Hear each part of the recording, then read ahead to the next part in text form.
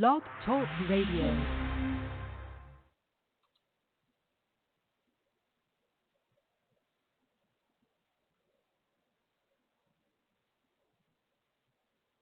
Alternative facts.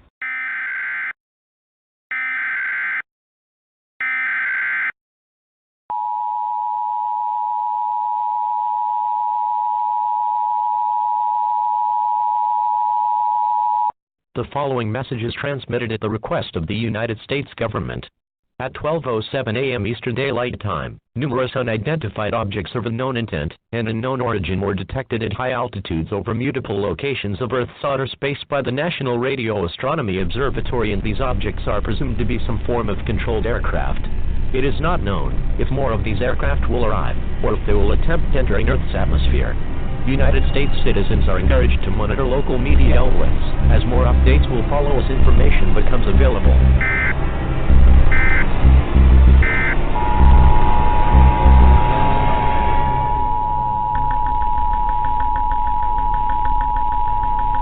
The following message is transmitted at the request of the United States government. Attacks by the undead have been reported in several states across the country. The dead are rising from their graves and are attacking the human race. At this time, it is expected that more attacks of this nature will occur in several other states in the next few hours. The intent behind their attack is unknown at this time. He has been observed that a byte-or exchange of fluids is a method of transmission. This is an extremely dangerous situation if they crave the taste of human flesh. It is not known whether this event will last for hours, days, or even longer. Stay calm, as authorities have been dispatched to deal with these creatures. An all-clear siren will be sounded when this situation is under control.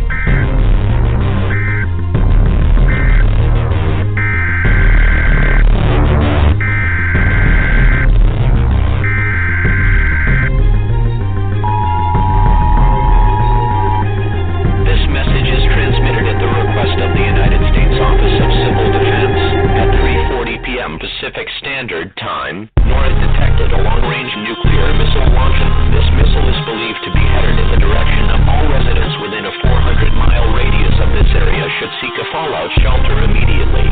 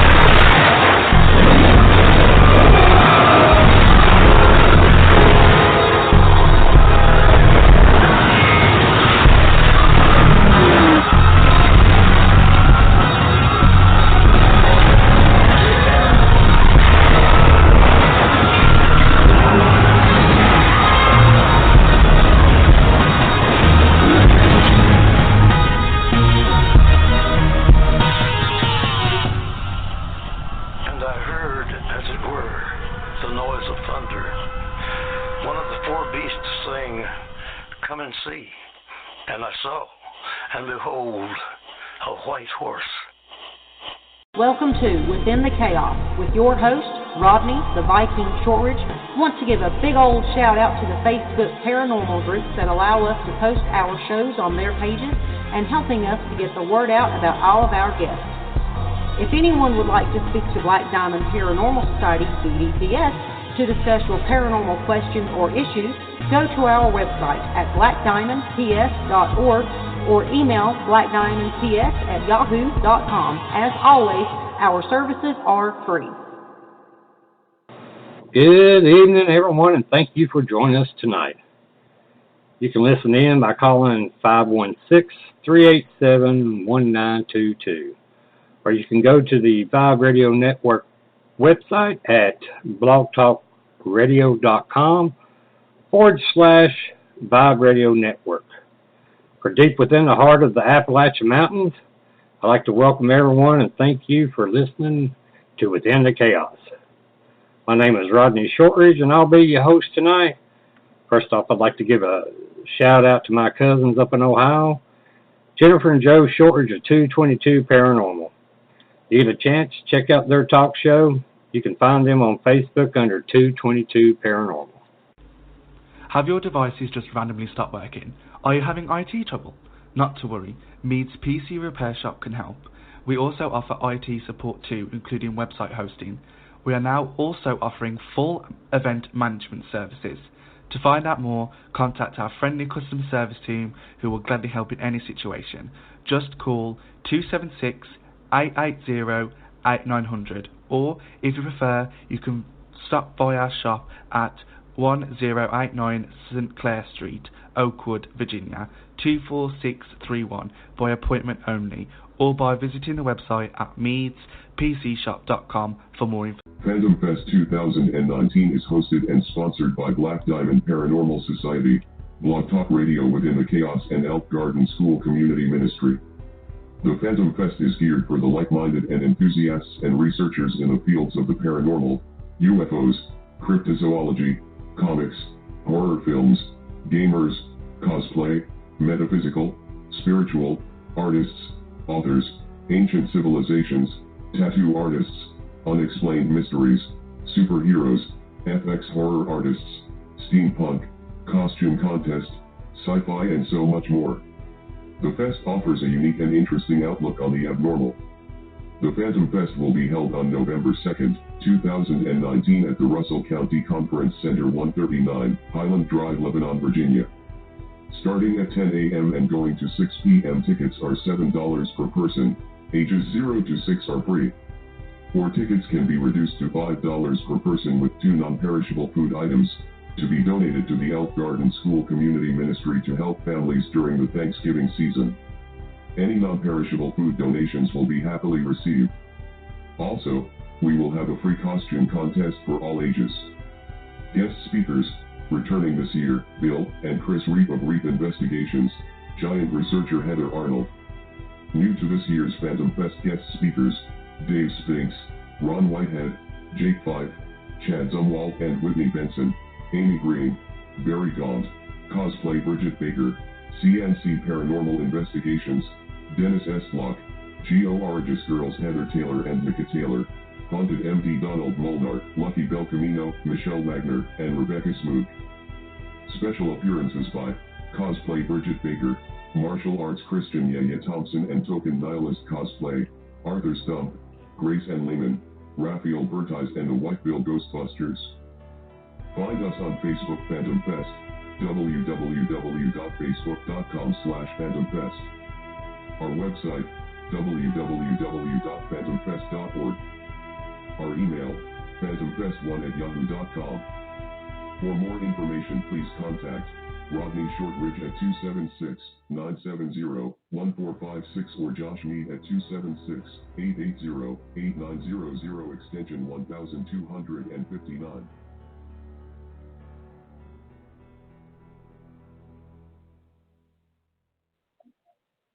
Well, howdy, everybody. Oh, I hope y'all are going to enjoy this heat wave that's getting ready to come, because I'm not. I'm a fat boy, and I do not like the heat. But enough about me and my problems.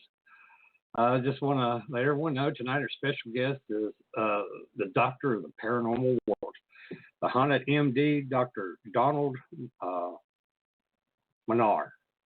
I hope I say that right. I don't feel like I am, though. Enough of me trying to say his last name. I'll just let him tell me. Hello, doctor, and thank you for joining us tonight. I hope I didn't tear up your last name too much. Hey, Rodney, not too bad. It's Molnar. Molnar. Yes. Yes, perfect. Hey, like I tell some of these people I have on that I can't get their name just right. I'm like, hey, I live down in the sticks, and we're not used to just certain common names. No, I hear you. You'd be surprised how many folks mess up my name. I've had all kinds of crazy names. I'm like, where did you get that from? I had somebody called me Militerano. I'm like, where'd you get Militerano from? Yeah. Well, that's like my last name. It's short. Ridge. And then I've had, I don't know how many people, they'll look at it and they're like, I'm like, Short Ridge. Break it down. Just break it down. That's right. That's right. Well, how you doing tonight, bud? Doing pretty good. Pretty good. Can't complain. I hear you about the heat when you mentioned about the heat wave. I can't stand the heat either. I just sweat and it's just miserable, and so I'm kind of dreading the heat wave myself. Yeah, I'm dreading it. I got a lot of stuff I need to do this weekend, and I just can't work in the heat like I used to. It seems like the older I get, the more I'm like, I believe I'll stay inside until the sun gets ready to go down. I hear you, man. I feel the same way.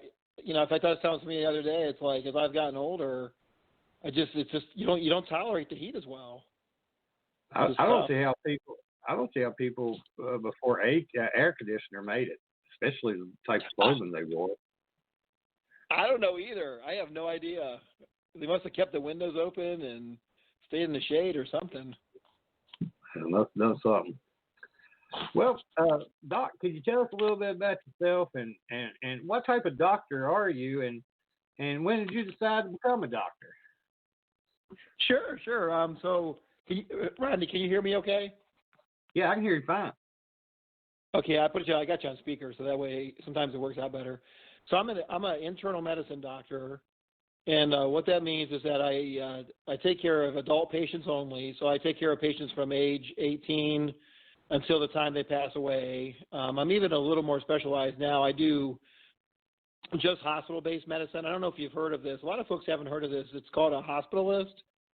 And a hospitalist is just a doc who takes care of patients while they're in the hospital, and then they go back. And when they leave the hospital, they go back to their family doctors or their primary care docs, and they follow up with them in the office. So I just take care of people in the hospital, and then they follow up with folks and all that. So I'm an internal medicine, straight hospital-based doctor. So I don't have like a outpatient office or anything like that. And then as far as when I wanted to become a doctor, it's pretty much all my life. That I can remember when I was a little kid, I remember going to see my family practice doc, and I was impressed by all the stuff he had in his office with all the equipment and how he could listen to my heart and figure out what's wrong with me and then give me a shot and I'd feel better or whatever. So ever since then, I was pretty fascinated by it, and it was kind of always just been something I wanted to do since then.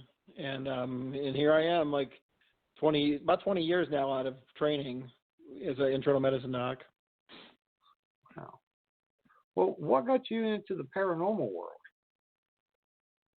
That's a good question.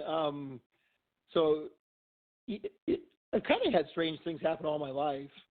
And my mom and dad were both kind of really open to like talking about ghosts and spirits and all that kind of stuff. I remember as a child having some really weird experiences, and then it seemed like throughout my teenage years, my adult years, always had weird stuff, and would always end up talking to people about ghosts and all those kind of things. So it was always kind of something on my radar as I was growing up. And then eventually I went to medical school and all that, and I ended up seeing the shows on TV. I think early 2000s, I started seeing Ghost Hunters and Ghost Adventures and Most Haunted. So I really got into watching the shows and all that kind of thing. And then as far as actually investigating the paranormal officially, I started doing that around 2012-ish. I was at work one night, and a nurse that came back, and she was saying how she had just went to St. Albans in Radford, and they had done an investigation with a local team in Virginia, in Fishersville, Virginia. And she started telling me about this team, Twisted Paranormal Society, and she got me hooked up with them, and that's when I first started like officially investigating the paranormal. But as far as paranormal stuff, I seem like I've had ghostly encounters kind of all my life, believe it or not. So, well, with Twisted Paranormal, can you tell us about that group and other groups that you may have been a part of? So Twisted Paranormal was the only group I was really a part of, and then just recently I kind of branched off on my own with my Haunted MD project. But Twisted Paranormal Society, they're based out of Fishersville. Lyle Lotz and Tonalots are the founding folks of that group. They've been around. I think they started about a year or so before I found out about them, roughly. Hopefully I'm saying the right thing. And then, so they started out in Fishersville with the team, and then I ended up joining with them. But the whole thing when they started up was they were interested in learning about the paranormal, but also helping people out, doing like local home investigations and that kind of thing. In addition to doing the bigger places like Hillview Manor and those kind of places. So, and then Twisted Paranormal Society over the years has kind of evolved into including the Twisted Realm. The Twisted Realm it started out to be a video production of Twisted Paranormal's ghost investigations. It turned out that a lot of folks were really interested in what the team was doing as far as investigations, and so Lyle decided to go ahead and start filming our Twisted Paranormal Society investigations and called it the Twisted Realm, and that's kind of really evolved itself. Also, it went from like a DVD kind of thing where you could sell DVDs to where Lyle got to put on to public or PBS for a season, and then now it's on VidiSpace, Twisted Realm. So if you go on VidiSpace, which is also associated with Amazon Prime now, I think you can watch some episodes on there. But anyway, so the Twisted Paranormal Society goes around Virginia and elsewhere and investigates locations and then films it for the Twisted Realm and all that kind of thing. So. Oh, that's awesome. Well, how did you get the title of the Haunted MD, and what is the Haunted MD project? Sure. So the Haunted MD, I came up that was my idea. I was trying to come up with a name for myself. I'd been with Twisted Paranormal, and then I wanted to have an opportunity to kind of share my own viewpoint as being a physician who does paranormal investigating. So I thought it'd be kind of cool to start up my, like a side project where I could kind of do my, talk more about, the paranormal from a medical standpoint and a scientific standpoint, also just from the paranormal standpoint too, just learning, I've been able to learn a lot of stuff, but also get to talk about those things. And then my goal with my Haunted MD project was to get to go out and do lectures for different either paranormal conferences or really anybody who would be interested in hearing about, what it's like to be a paranormal investigator and somebody who's a physician and how that all goes together. So I kind of started it out as something to do so I can go out and do lectures and potentially help other teams out and things like that. The name came from the idea that, like I said earlier, that I feel like I've always had some kind of ghostly activity around me or some kind of paranormal activity around me that I often feel like I'm haunted myself. In fact, when I was on Twisted Paranormal, they often called me a ghost magnet because it seemed like I always seem to have activity kind of happen around me. So I came up with haunted from the idea that I feel like sometimes I'm personally haunted. And then being a doctor, as an medical doctor, MD, so I put Haunted MD together as a title for it. And then, so that's how that all came about. And then, you want me to go on, or do you want me to stop for a minute? Oh no, you're fine. Okay. I was just going with the flow, man. I really do like it. That's awesome. Good. So when I started Haunted MD, I wasn't quite sure where it was going to go. I kind of had this idea that, hey, I want to be able to advertise myself and get my name out there as, hey, I'm a physician who ghost hunts. So I started up the Facebook page, which has kind of become the primary thing I do right now. The Facebook page just to kind of advertise myself. And then I thought, once I got that started up, I thought, well, maybe it'd be cool to kind of post interesting facts and interesting stories, maybe every so often. It turns out that I think I'm posting like every day or every other day. I try to come up with interesting facts, either stories that I personally have happened to me or stories people tell me, or interesting, I'll dig through the online, and I got a bunch of paranormal books, and I try to find interesting paranormal facts in history and things like that. And then I also try to post evidence that I've captured. So everything that I post as far as evidence videos is things that I've captured myself since I started Haunted MD in May of 2018. So everything I try to post is my own evidence that I've caught, either, actually on the job where I work or on investigations, or my girlfriend's house, Christine, who's a big supporter of mine. Her house tends to have a lot of paranormal activity or spirit activity. So we catch a lot of different things between her house and my job and my apartment. And in any investigations we do, I try to post interesting evidence. And I, with the evidence, I try to post things that's pretty convincing. I try not to post stuff that's too questionable, like that's nothing or whatever. So I try to post, some pretty good evidence that's, if nothing else, thought provoking. And so, but the page has kind of become this whole thing now. So I have a Facebook page and I have a YouTube page. I probably put a lot of my attention more on the Facebook page than I do on the YouTube page. My goal still, though, is to get out. Actually, doing the Phantom Fest is going to be one of my first talks as Haunted MD, so I'm excited about that. So the page has really grown. I got a whole bunch of people who follow the page and are really excited about the page, and it makes me pretty happy. And then hopefully get out, do some lectures, and I'm actually trying to write a book. But I'll be honest, I kind of hit the wall on that. I got to get back on cycle with that, kind of sharing my experiences growing up and then being a doctor now who does paranormal investigating. So it's kind of where I'm at right now with everything, if that all makes sense. Oh, it sounds like you had a busy life and still busy.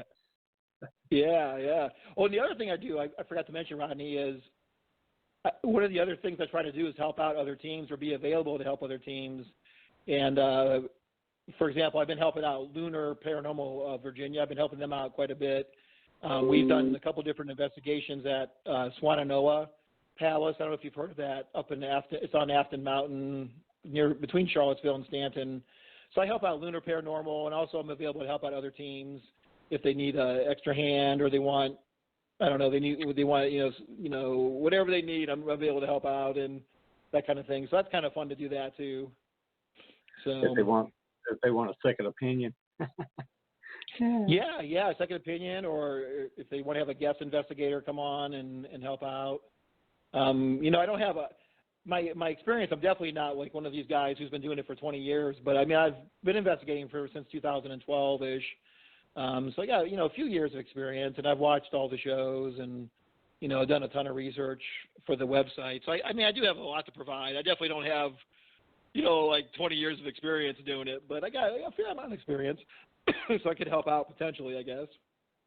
That's awesome. Well, have you had any, unexplained paranormal experiences that, that's left a significant mark on your life? And if so, can you describe that experience?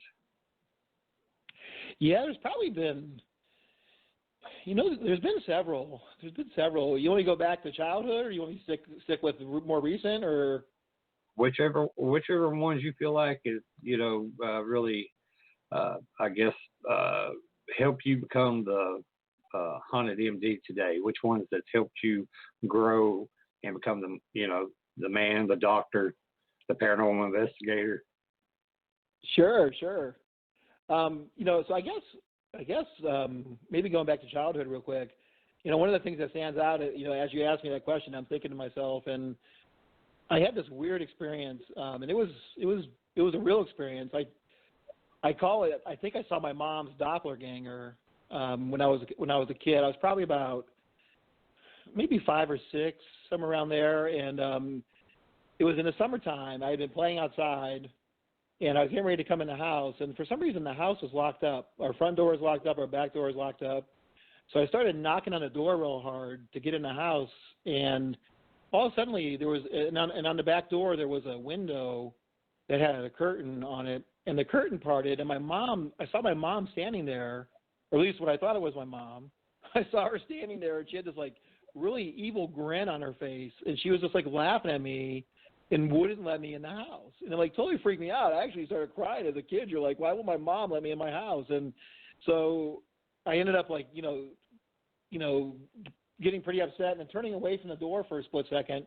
And when I turned back, she was gone. or whatever it was by the door was gone. And then, so I kept knocking, and then a few seconds later, the door opens up, and it's my mom. It's actually my mom this time, and she said, "What's going on? What's wrong?" And I'm like, Mom, you were just standing at the door, and you wouldn't open the door, and you were like laughing at me, and you had this evil look on your face. And she's like, Don, I was just upstairs. I heard you knocking, but I couldn't come down quick enough. So that like totally freaked me out. Thinking back now, as a kid, I didn't really put it all together. I was like, that was really weird. But looking back now, I'm like, that was a pretty amazing experience. Essentially saw either my mom's doppelganger or a living apparition or something like that. So that was that kind of illustrates kind of the stuff I've had happen when I was younger. And then as an adult, another experience that kind of sticks out of my mind as far as paranormal is I actually this is after, I was already a doctor and I was living so I'm from Ohio. I was born and raised in Ohio. I moved down to Virginia in 2009, and I've been down here since 2009. My family still lives up in Ohio. But I was living in a house right before I moved to Virginia in Ohio. It was around 2008 or so, and I was home by myself, and I was laying in my bed, and this happened on 3 occasions. I felt like something pushed my shoulders down into the bed. Like I'd fallen asleep, and it felt like somebody pushed my shoulders into the bed and was shaking me to kind of wake me up. So I woke up. So this happened 3 times. And the first time when it happened, I woke up and I was kind of confused, and I thought maybe it was like some sleep paralysis or something crazy like that, or a bad dream. So I kind of dismissed that, although it was curious enough, but I kind of let it go. And then about 2 nights later, it happened again, where I fell asleep and something pushed my shoulders down and woke me up, and at that time I started thinking, oh, something's weird's going on here. And at this point, I had watched all the shows. I had watched the Ghost Hunters and Ghost Adventures, so I kind of knew that, the seemed kind of spooky with the stuff going on, and kind of built around all that was the different times the different times I would hear strange noises in the attic or strange stuff in the basement. So that went on. That happened twice, and then it stopped for about a week or two. And then it happened one more time where I fell asleep and I felt my shoulders get pushed into the bed. And this time when I woke up, I saw like a dark, shadowy figure drop down at the foot of my bed, like it was dropping down to hide on the floor. And I was like, what in the heck? What was that? So immediately I was afraid, but I sprung up and I looked and there wasn't anything there on the floor. So at that point I said, something's going on here. So I grabbed the Bible and I had a cross, a crucifix, and I walked around my house, and I knew what you had to do was, from watching the shows, was you got to take charge of your house and say, hey, this is my house, you can't be here. If you're going to be trying to scare me or whatever, you can't be here, so you need to leave. And after I did that, the house, I never had another experience again after that. But that was a pretty profound, interaction with something trying to wake me up at night. Oh, I'll say so. Well, while you've been doing your investigations, when was the first time that you've seen a ghost, spirit, or shadow person, or apparition, or anything like that during an investigation? So let me tell you about that. So actually, there's been a couple. Let me tell you about. I'm trying to think. I'll tell you about 3 instances. So I'll tell you if you got time for it. Yeah. So my first time that I saw something was with Twisted Paranormal. We went up to Hillview Manor in Newcastle, Pennsylvania, and it was my first big investigation, on a ghost hunting team. So I was pretty psyched about it. And we were investigating there. It was me and this other guy who was a cousin of Lyle, who founded the team. There's a guy named Tommy. We were working together, and we had heard some noises down at the end of this hallway. Have you ever been to Hillview at all, Rodney, or no? No, I don't know. No, I've never been to Hillview. So it's a huge place. It was originally a poor folks home and a group home, and then it became a nursing home, and now it's closed down. But there's a lot of different wings to it. So me and Tommy were going down the hall, and we heard some noises way at the end of the hall, there was this big activity room, just a big open room at the end of a hallway of patient rooms, and of course it was shut down and everything. So me and Tommy walked down there, and when I walked in there, we both walked in there. I can't remember if I was first or second. Well, anyways, we both walked in there, and as we walked in the room, I saw this beach ball size misty white thing kind of blowing across the floor, and I just looked at it like I didn't know what to even make of it, and I was so new, I didn't know if I should say anything.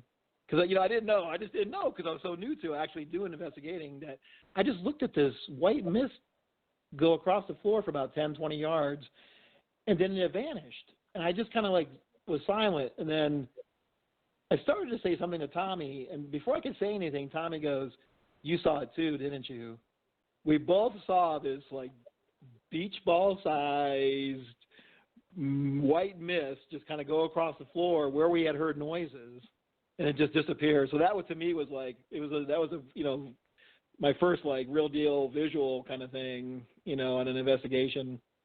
So that the whole rest of that night was crazy at Hillview. There was all kinds of activity there, and thought we saw some shadow figures and the REM pod going off and K2 going off. It was crazy. In fact, it was so big there we didn't even get through the whole place that night. We only had it for a night or so. So it was so big we didn't get to investigate the whole place. And then the next time I actually saw something, you want me to keep going with these or? Yeah, that's fine. You're doing great. All right, cool. So the next one is I actually saw an apparition briefly. This was at Mount Eagle Farms, again with Twisted Paranormal. Mount Eagle Farms in Charlottesville. Mount Eagle Farms is actually it was a farm for Thomas Jefferson's sister, and it wasn't too far from Monticello where Thomas Jefferson lived. And so we got to investigate there a couple different times. On the second time we were investigating, we decided to set up our home base outside the house because the acoustics it was an old farmhouse, so the acoustics was really, you could hear people in the basement, you could hear them on the third floor, so sound traveled throughout the house. So we thought to kind of avoid contamination on the second time through, we would set up outside. The first time we investigated, we actually set up inside. It was just so noisy having people inside.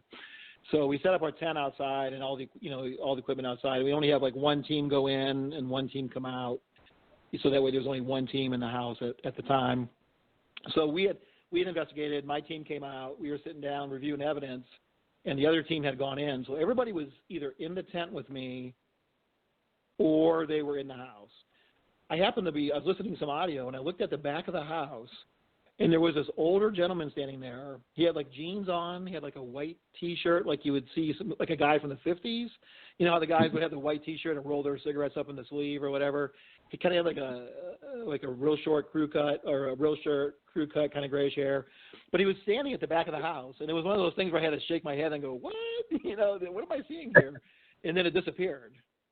And I immediately got up and I started looking around to see was there, is anybody else outside the house? And there wasn't anybody else outside the house or anything. So I don't know. I think, I definitely for a split second I saw an older gentleman standing outside behind the house. And when I told the client or the owner of the property about what I saw, she thought it sounded like it might have been, I think, either a grandfather or an older gentleman who had built an addition. So the original farmhouse there dated back to Thomas Jefferson time, 1700s or whatever. And but they had built a modern addition on the back with a modern bathroom and all that. So when I described what the guy looked like, she thought it sounded like the guy who put the addition on the back of the house, and he had passed away, obviously. So that was a pretty amazing experience to actually see something like that. And, it's one of those things, too. You always kind of question yourself, especially being a doctor, and, you don't want to sound crazy, right, when you're telling these stories. It's like people, think, how, did you really see that? And I'm like, I saw, for a split second, I saw a guy, and there was nobody else. It was nobody living out there to explain it. So, so all I can say is that there was an older man standing out there, and he vanished, in the thin air. So, doctor or not, that's what I saw, and so that was pretty cool. And then one of my really cool experiences was an audio or a audible experience up in Gettysburg. Up in Gettysburg, we had went up. This was paranormal again a few years back. We had stayed at the Tilly Pierce house. It's a bed and breakfast now.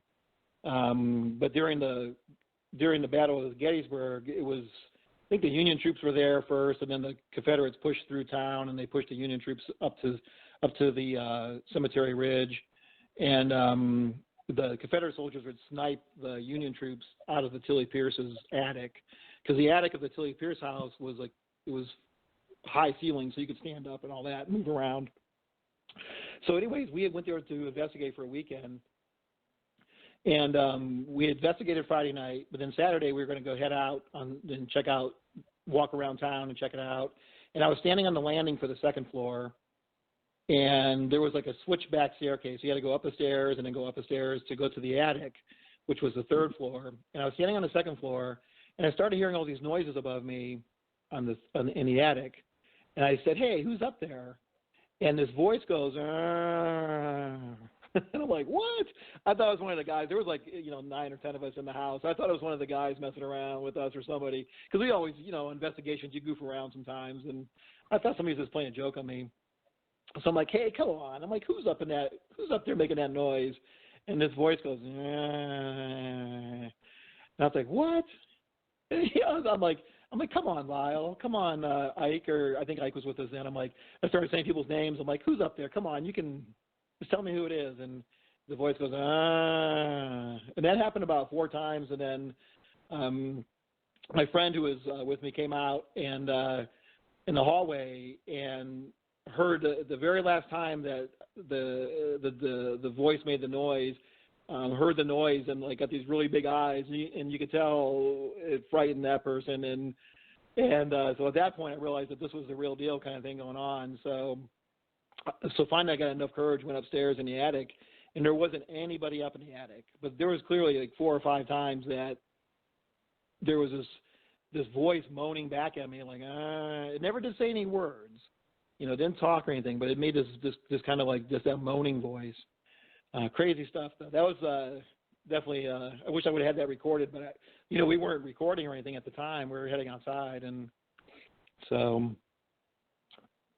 Well, have you captured any good EVPs on any of the active locations you've been on? Oh, yeah. Yes. Trying to think of there's one right now that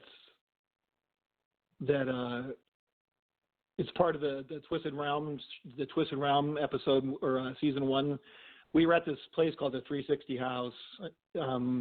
Have you heard of that? Dennis Eslock is involved, and Ryan, Dennis and Ryan have the 360 House. Yeah. Yeah, I've been to it. I haven't got to investigate it yet, but I've been there.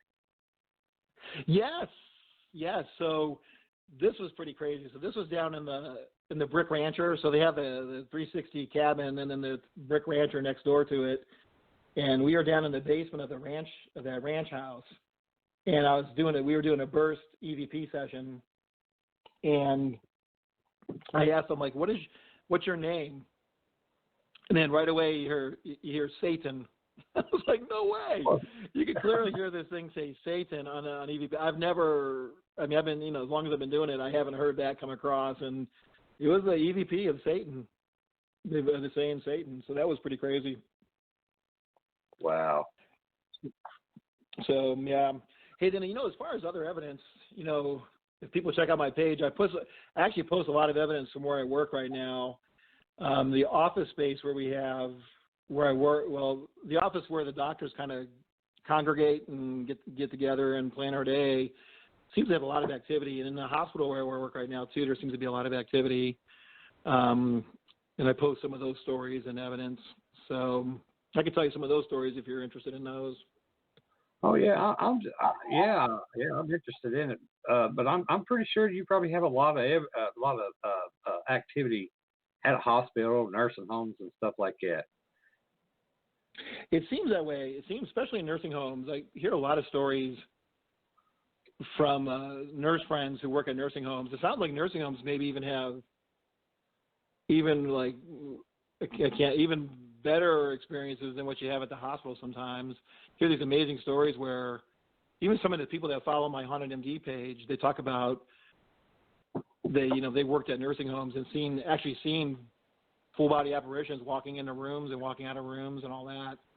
So yeah, it seems like some of the nursing homes are definitely very active, and in our place, for whatever reason, seems to be pretty active. Probably just with the fact of it being a hospital and all that.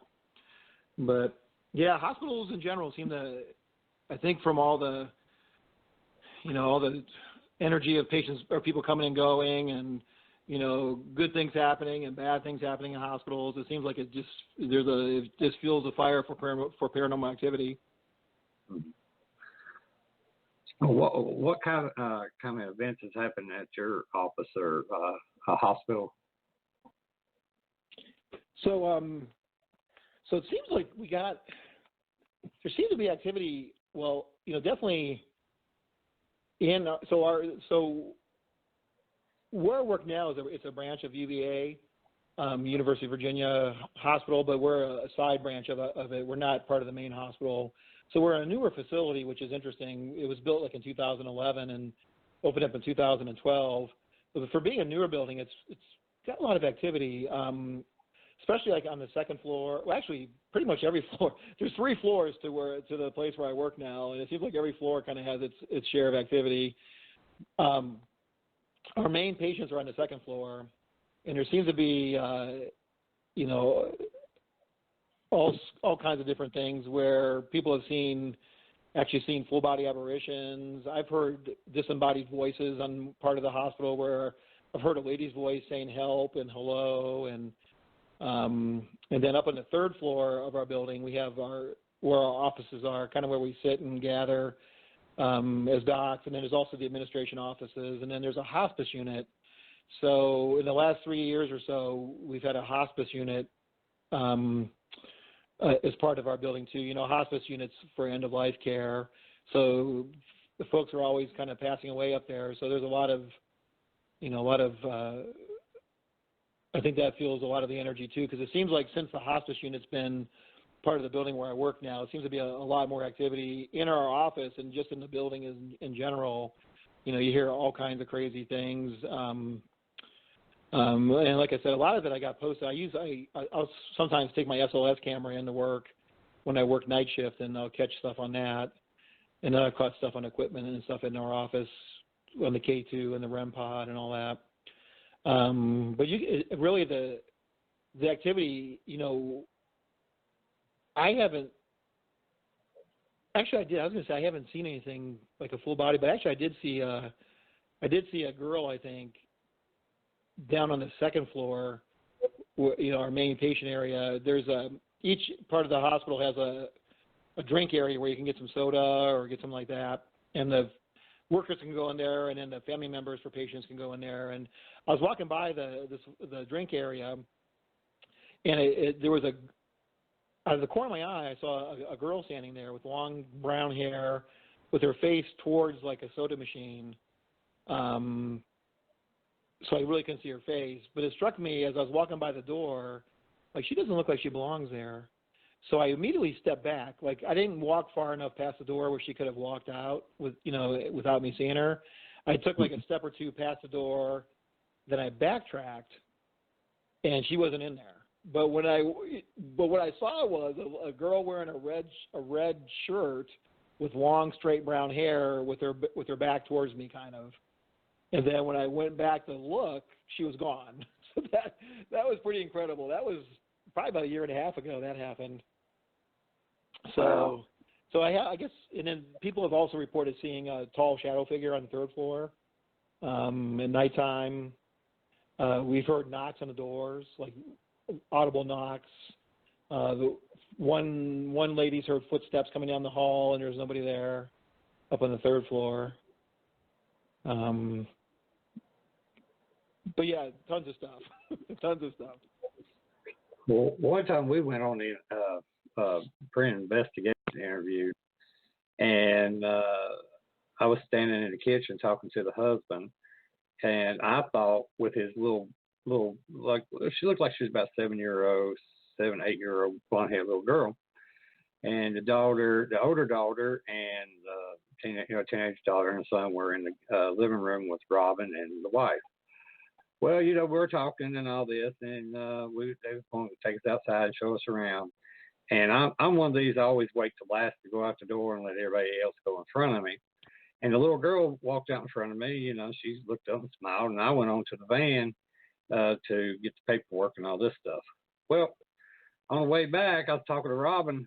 She was talking about how, pretty the kids are and all this, and how friendly they were in the family. And I said, what did you think about that little girl? I said, she was gorgeous. I said, it was beautiful blue eyes, beautiful smile, and just so quiet. And she's like, what little girl? I said, the little girl that was standing by her dad when we were in the kitchen talking. She's like, Rod, I never seen no little girl. And I got mad. I'm like, now, bullshit, I know damn well what I saw. So I called him back. And I said, I said, now you tell Robin about your little girl. He's like, what little girl? And I said, the little 7, 8-year-old blonde-haired girl you have. He's like, Rod, I don't have no daughter that young. My only daughter you seen was in there on the couch. And that has bothered me ever since, because that was so real. You didn't see through it. You did nothing. She was real. She interacted. She smiled. And like I said, she was actually, when I was going out the door last, she stepped out in front of me to go out the door. Wow. That's pretty crazy. That is great. Now, of all the places we've been, it has a lot of activity going on there, but we never got any other evidence other than what I've seen, and it's always bothered me. Everybody's like, well, it should be a blessing. I'm like, well, I don't know if it's a blessing if I can see her that real, but I don't know who she is, or where she come from, or nothing like that. So it's kind of sad to me. Yeah, it kind of is, and you wonder if she was trying to get you a message or something, or that's interesting. Yeah. And nobody had an idea of like who she could be. Nope, no, none of them didn't even know what I was actually even talking about. they were like, there's nobody like that around here, or that we know of. Wow. So, how long have you been doing investigating? Well, I've been investigating for 11 years, but I've seen things like you've described, and a lot of other people ever since I was a kid. So, oh wow. My first experience was I'd always go up in the mountains when I was a youngster, and just walk all over the mountains. And going up the valley, up the mountain, there's always this older guy that would be on the other side of the valley, and he'd follow me up the top of the mountain. Then he just disappeared. And I told Dad about it, and I said, "Who is this guy?" And I described it to him. He said, "Well, what you're describing is a guy that, when I was a kid, he passed away. He used to live up on top of the mountain." And he said, next time you see him, holler at him and see if he'll speak to you. So a few days later, I was back up on the mountain, and I see him. There he is walking. He stopped. We stopped, and he smiled and waved. And I said, "Hey, man, who are you?" He just smiled and kept waving and just disappeared. And I'm like, yeah, I'm coming off the mountain now. Holy cow! Wow. So yeah, that's let's see, I was probably about 9, 10 years old. Yeah. But, yeah. How do you approach an investigation? Do you approach it as you would a patient trying to understand and pay close attention to the details of the patient's complaints, or how would you do that in your opinion?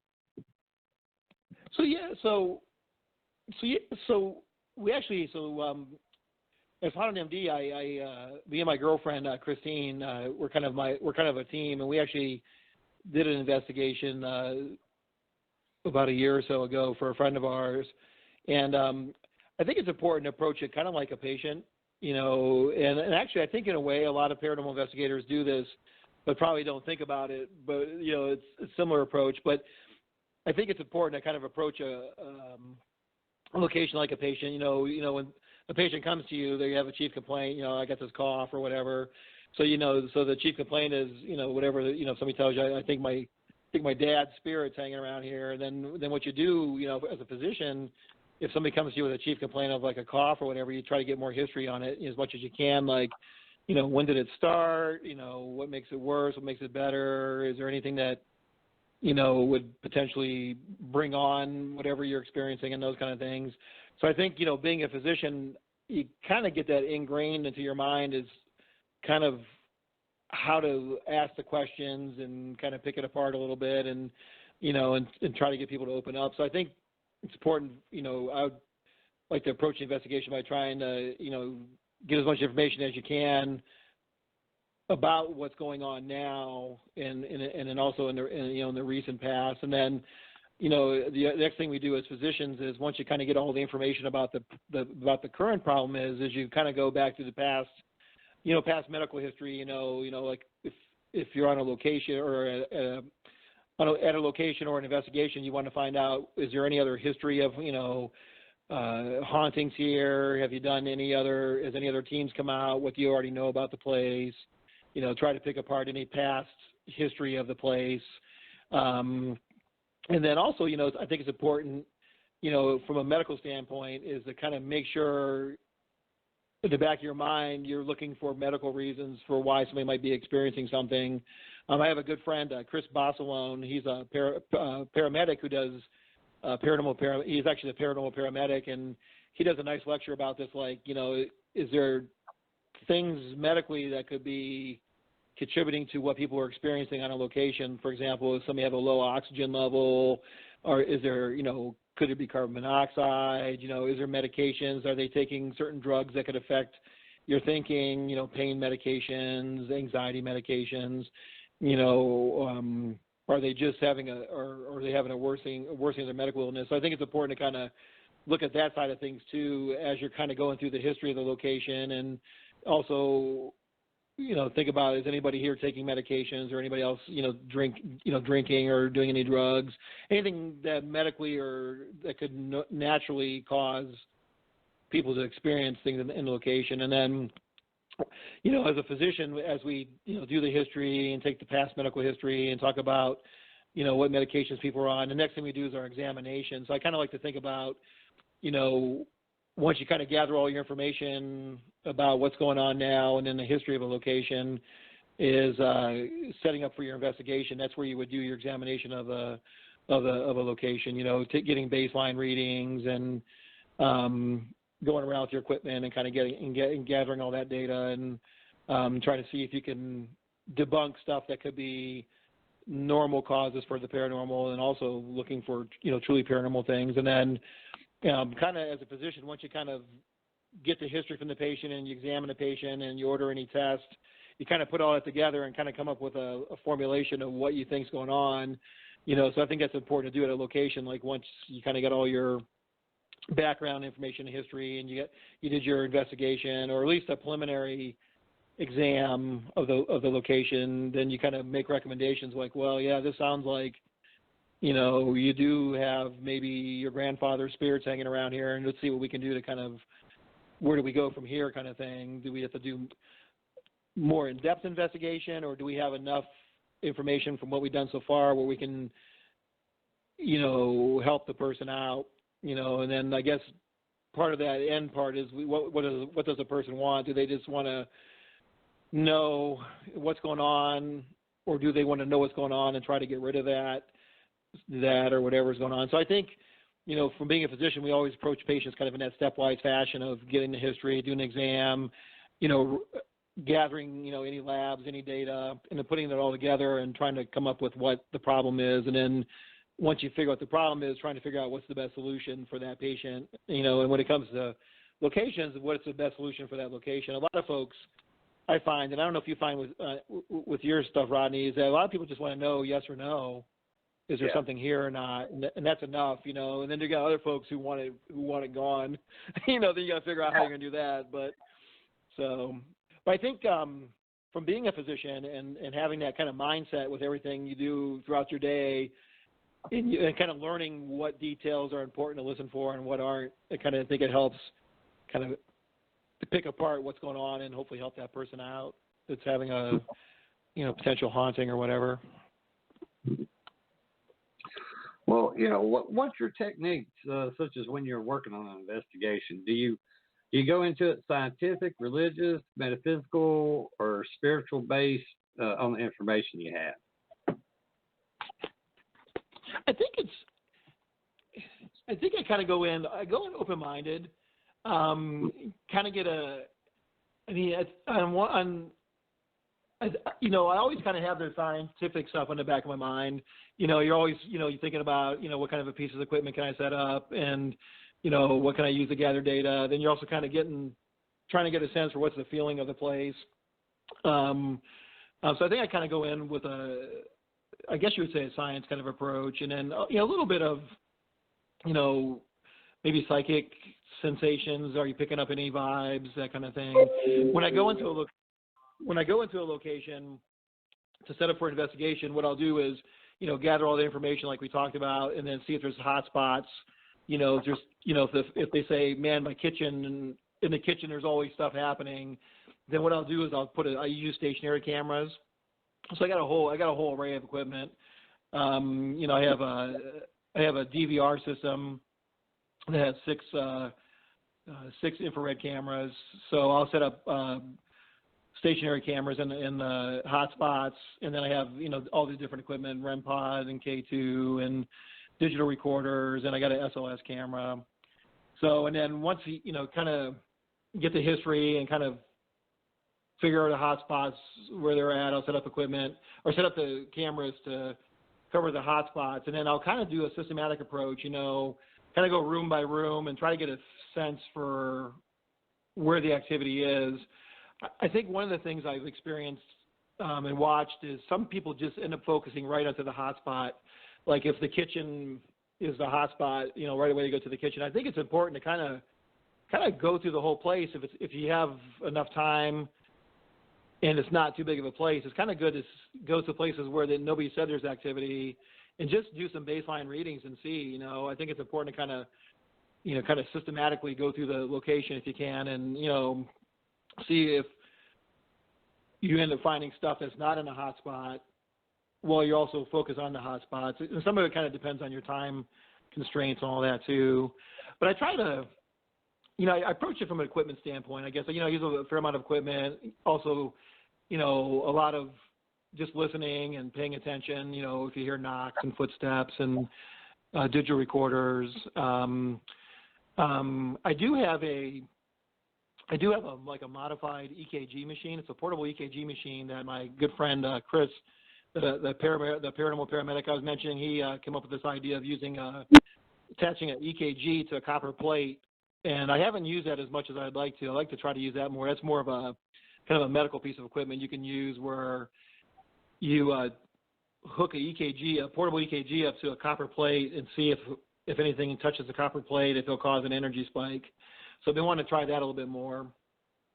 But I think it's more, I think when I go in, I do, it's try to do, good history, get a good sense from what people are telling you, then basically set up a lot of equipment, whatever, equipment seems like it's going to work best in that location, and, see what you capture, and, do EVPs, that kind of thing. Well, what's your favorite piece of equipment that you use on an investigation? I think right now probably the SOS camera. It's really proved to be pretty interesting. So probably that. Do you use the SOS at all? No. Yeah, they're pretty cool. We use infrared, and plus I use a regular still camera because I'll take long exposures during the investigation.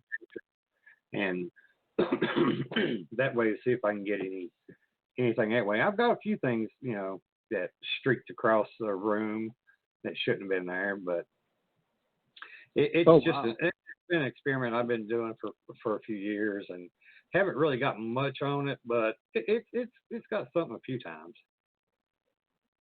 Oh, very cool. Very cool. Yes, well, I think. I'm sorry. Go ahead. Oh, go ahead. Oh, you go ahead. Well, well, what I was going to ask you next was, in your opinion, can you explain what a demon is?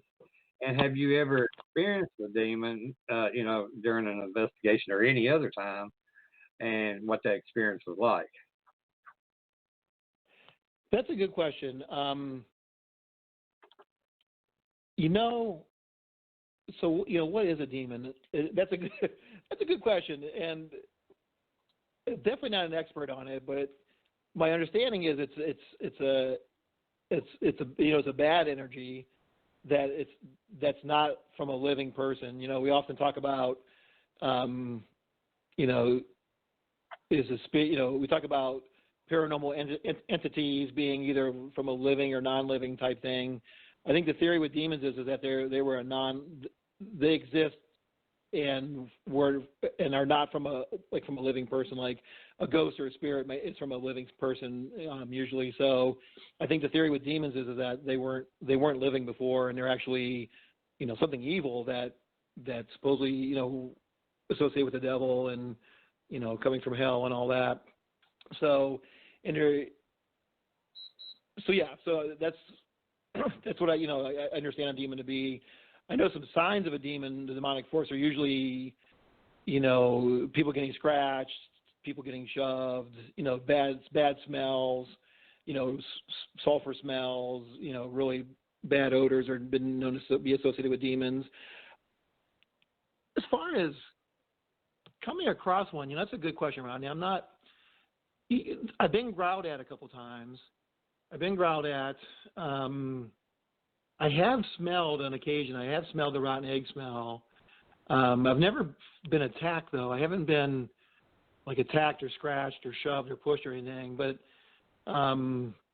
actually, this is kind of down by you at St. Albans. We were down there about a year ago helping out with a public event, and we were coming down from the birdcage floor. There was me and a couple other people, which was the paranormal. And at the top of the stairs, getting ready to come down the stairs, you clearly heard this growl. It was like, it was like, what in the heck? And I even caught that. I even caught it on audio. I was able to catch it on because I happened to I had my digital recorder running while I was walking around. And so I heard the growl, and we caught it on audio. So that was one time we had a growling sound. And it seemed like also at St. Albans in that basement, there seems to be something bad down there. I don't know if it's demonic or just a bad human spirit that was human before. And then at Hillview Manor, I got growled at there. We were cleaning up our supplies. Me and Lyle Watts were cleaning up our stuff, and something growled at us a couple times from the boiler room down there. So I've had stuff growl at me. I smell the smell. I haven't been attacked, though. I was going to say, there's something else I was going to tell you, too, and I'm drawing a blank on it. Well, so it seems. So I haven't had a lot of experience myself with coming across them, but it seems like people have, and it sounds like they're not good. I mean, what do you think? Have you come across them, or what do you think? I've never, as long as we've been doing it, I've never came across anything that I would say is demonic. I've came across the growling. I've came across got EVPs of something, growling my name. I get my name a lot. Someone saying Rod or Rodney. Just about every location we've been on, and I don't know why. And it's been anywhere from a child's voice all the way up to a young male or female, all the way up to an older person. But like I said, I've never run into anything like that. But a lot of the clients, they claim they have, but we haven't found any evidence of that. But just talk about St. Albans. There's a lot of these locations like St. Albans that have these public tours, and they have all these events and stuff that's constantly going on. Do you think, because this has been I've got my own thoughts about this, but do you think that with so many events, so many people coming in, so many questions over and over and over again. Do you think that that it could be agitating the spirits that are there, or could they be conjuring up spirits that weren't even there in the first place by making it, trying to make it haunted? If that makes sense. No, yeah. I think it's a good question. I've often wondered a couple different things about some of these places, and on one hand, kind of a little bit off the question that you're asking me, but I often wonder, is it fair to sell? Is it fair to do that? Like, if the ghosts are trapped in there, and if they were previously human spirits, and you're basically we're paying to go, interact with these spirits, it almost seems like it's not a nice thing to do to go taunt the spirits if they were previously humans and they're trapped in there, and we're going there and causing all this trouble. So I often wonder about the whole, is it a good thing to do in the first place? But it definitely seems to be a moneymaker for folks. So I imagine it would have to irritate the spirits that are there. It seems like it would stir up the energy. I also wonder too, what are people doing while they're there? Other teams and other folks, and does anybody try to do the Ouija board or try to conjure up stuff there? So it would seem to me that the spirits would probably get tired and probably get irritable. I guess if I was a ghost at a place and I keep having all these people coming in and messing with me, you probably would get irritated, and it could potentially probably work both ways, I would think. In some aspects, you probably could irritate spirits that are there, and the other spirits may just shut down and say, I'm tired of this, I don't want to be a part of this. And so it could probably go both ways. I wonder, too, that it seems like, I wonder if people bring stuff in with them. I often wonder this. I actually did a post on Haunted MD about this a while ago. We talk about spirits following us home, but can we take spirits with us to a location? Is it possible that spirits follow us or follow other people to a location and end up staying there?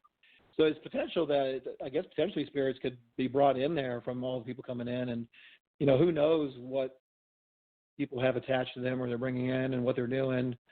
So it seems to me like it could potentially make things worse or more active. I know an interesting one I'm a little more familiar with. I've been to St. Albans a couple times, but up here we have Gordonsville Exchange Hotel. Have you been there at all?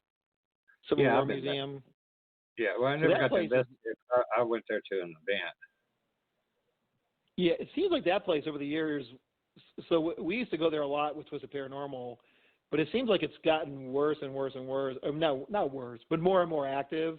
And the spirits seem to be much more aggressively interactive. Not aggressive in a harmful way, but they're definitely more like, hey, really ready to interact and try to talk to you and things like that. And I often wonder that about that place is it because they do all the paranormal, because they do a lot of paranormal events there too. And I often wonder, is it because of all the events? Are they stirring up stuff, or are people coming in and doing their own thing and bringing up spirits, making spirits appear that weren't there before or whatever? So it's a good question. I mean, what do you think about it? Sometimes I know I've been to some of these locations and I've watched these people and listened to them, and to me, I just feel like a lot of these people are just being so disrespectful. And I understand they got to make money to keep the place open, to pay for taxes, pay for maintenance, and so forth. But sometimes I just think, well, no, not sometimes. A lot of times I think these places go overboard. I really do. When we do an investigation at someone's home or cemetery or building, whatever, we show the utmost respect, no matter what. And when we go to St. Albans and so forth, I just feel it's a carny show. And I don't feel comfortable. That's the reason why I don't go back to certain places, because of that. I don't want to be involved with it, and I don't want my team. That's not what I built my team to be. And I know some people in my group, a couple, kind of get pissy with me over it, but I told them if you don't like it, you can leave. Right.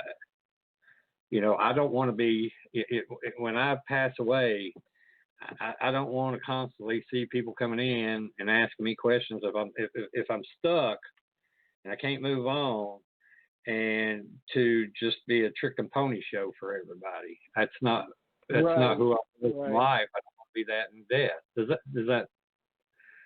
I know it probably comes off kind of harsh to a lot of these places, but we don't say rest in peace for nothing. And a lot of these people, they're never going to rest in peace. No, I agree with you. I think that's what I was trying to say. I feel the same way. Like, sometimes I feel like the spirits are on just like, they're like a dog and pony show. It's like, now they got to do tricks for you. It's now you got to, and we're paying to go there and do that. And it just, sometimes it doesn't seem right. It doesn't sit right with me sometimes. If we truly believe that there's spirits there and spirits are from humans, then it's like they're on display for us, and that doesn't seem right. Because would you put a bunch of living people, in a room and come there and interact with them? It's like, and keep them trapped in there. It's like it doesn't seem right, and it always bugged me too, because I've been to some places that say, well, don't try to help the spirits. Don't try to get them to leave. And I don't even know if we can do that.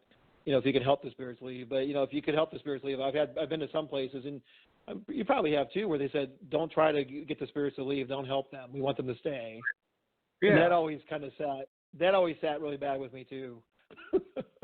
Well, see, when I was talking about, I understand that the building you have to pay for maintenance and so forth, but I think it's become such a fad that it isn't about preserving the building and the history anymore. It's about making a damn dollar. I mean, they've been places that, we've done, we've came and volunteered, help them out and stuff like that. And just for an opportunity to, maybe get to investigate the location alone, not with everybody around us. And then they look at me and say, yeah, you can still investigate it for $800. Hey, who's got $800? I'm like, we do this for free. I'm like, are you serious? And, we've spent our time and our money to come and help you out, and you still want to charge us? I'm like, oh, no. See, you're in it for the money. You're not in it for, the research of the paranormal to help maybe understand what happens after death. You're in it to make that damn Benjamin, and it makes me mad, and I leave. I'm I've voiced my opinion a lot about this to a lot of people, and I guess in the paranormal world, some people kind of shun me, but I don't give a crap. Yeah. No, I think you make a valid point. I know even with, I know with Twisted Paranormal that, we volunteered at different times and helped out, and, I don't know all the details on it because, it's more with Weil, with Weil and those guys, but I know there was similar issues to what you're saying, that, you'd help out and really not get much in return for helping out. So, and then it was kind of like the spirits were on display. Yeah, being taken advantage of. Yeah. And think about this: how many Native American sites will let you on their sites to do an investigation? Not many that I know of. Exactly, not many. And it's because they feel like that. If you're going to speak to the spirits, you got to do it with respect. And that's how I am. I really feel like if you're doing the paranormal investigation, you should show respect, just like it would be a living person. Show them the respect. And a lot of people disagree with me over that, but like I said, I don't care. I do my own thing. They don't like it, so be it. Yeah, no, I hear you, man. I agree with you. So I didn't mean to go out on a rant on that, but that's how I feel. No, actually, I've felt the same way. Like I said, I've often left with a bad feeling in my stomach, thinking that these poor spirits are trapped and they're on show, they're on display, You know, it's like if there really are there and we're catching evidence of it, I mean, that's pretty amazing thing that we should be catching pretty solid evidence and showing the world and saying, hey, look at, you know, there's spirits exist, and instead it's more, and it kind of almost discredits what you do. It's like if there are spirits in a location and you're just profiting off of it, it kind of makes it look like it discredits the paranormal investigating. Oh, I agree. And some of these places are really expensive. I'm like, what? You know, how much money? How much money? You know, thousands of dollars. It's like, wow. That's like, you know, so many people in the paranormal world have been to Waverly Hills, and everybody asks me, have I been there? And I'm like, no, I can't afford it. And they're like, well, it's $1,000. I'm like, that's $1,000. And plus, you're in there with other people. You don't get to investigate the place. You know, I understand having caretakers there to watch over you. I'm cool with that. I just don't want to be in there with 5 or 6 other groups, and they put me on one certain area, and you know, you don't even have time to set up a camera or anything like that. It's like, well, this is not an investigation. This is a damn tour, and I'm not paying $1,000 to tour. Yeah, that's ridiculous. If you pay that much money, you should get the place to yourself. That's a lot of money. I agree. Even though you could not investigate Waverly Hills in one night. I mean, that place is huge. No. But yeah, if you're paying $1,000, you should be able to spend the weekend there and be able to do the, you know, most you can get in 2 or 3 days. I agree with you. Yeah. I haven't been there either. I'd like to go there, but that's one of the things for me too. Is it's so expensive, and I'd probably, if I did go there, I'd have to go like on a public event, and then these public events, there's so many people there. It's hard to really get a good experience or whatever. Yeah. So whatever. And the bad thing is about Waverly Hills, there again, it's a money racket. I feel like, and all those people that passed away there that were so sick. I mean, you know, are they suffering in death as they did in life? Especially with all these people poking and prodding them. Right. I mean, you would hope they're not suffering from their illness, but yeah, you wonder if they're suffering from, you know, from all the investigating and all that. Mm-hmm. Well, yeah, I often wonder. I'm sorry. Go ahead. I often wonder if, like the other day, I was goofing around with my digital recorder, and I was like, I end up asking this, you know, just if in, you know, my apartment where I think I have some spirits, I'm like, I asked the question, like, should humans even be investigating the paranormal? I didn't get an answer, but, you know, it makes you wonder, like, if the spirits could communicate with you, are we supposed to be investigating the paranormal? You know, I mean, you know, we do it, and we all want to get the answers and all that, but it'd be curious to have a spirit tell you yes or no. You know, should we even be investigating them or not, you know? Yeah, that's a good question. Should we?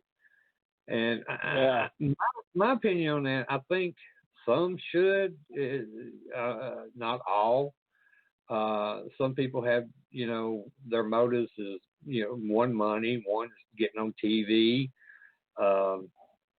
Me, it's just, I'm just trying to find evidence and try to back up the stories that people are telling me, and, you know, give them some comfort. That's it. I mean, I know there's something there. What is it? I don't know. But there's proof. Everybody has a lot of evidence and proof of it. But what people do with that proof and that evidence is what, to me, is destroying the paranormal world, in my opinion. Yeah, and that's true. That's true. So, what's your opinion on why spirits, you know, still linger and not move on? You know, that's a good question.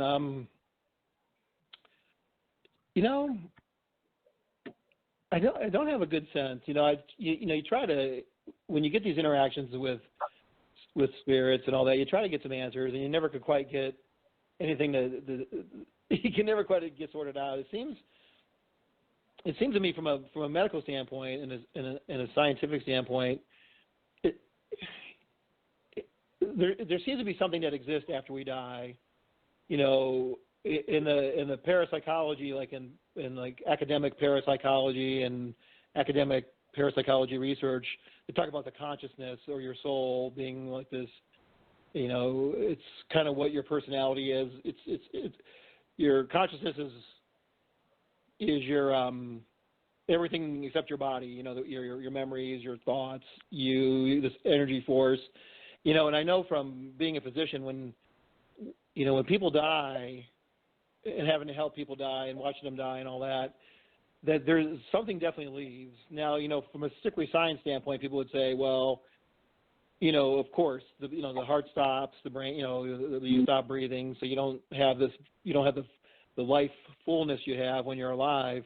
But there also seems to be an energy that leaves, and I don't know how to quantify that in a scientific thing. But when somebody dies, you can just tell there's a force or there's a energy that's just gone, and it seems to be more than just the fact that the heart stopped or whatever. And it seems like that's kind of what lives on, perhaps in another dimension. Right now there's a lot of thought about, different dimensions and quantum physics, and maybe there's parallel universes or parallel dimensions, and that what happens is, that life force or our consciousness ends up, when our body dies, that lives on, and it just happens to move into a different realm or a different parallel world or parallel universes. In fact, some theories are that there's many parallel universes where we may exist, our consciousness, or we may exist in many different universes doing different things and all that. So, but yeah, it's curious why would a spirit still be hanging out in a particular location, and then why would it get stuck? I guess is even another question.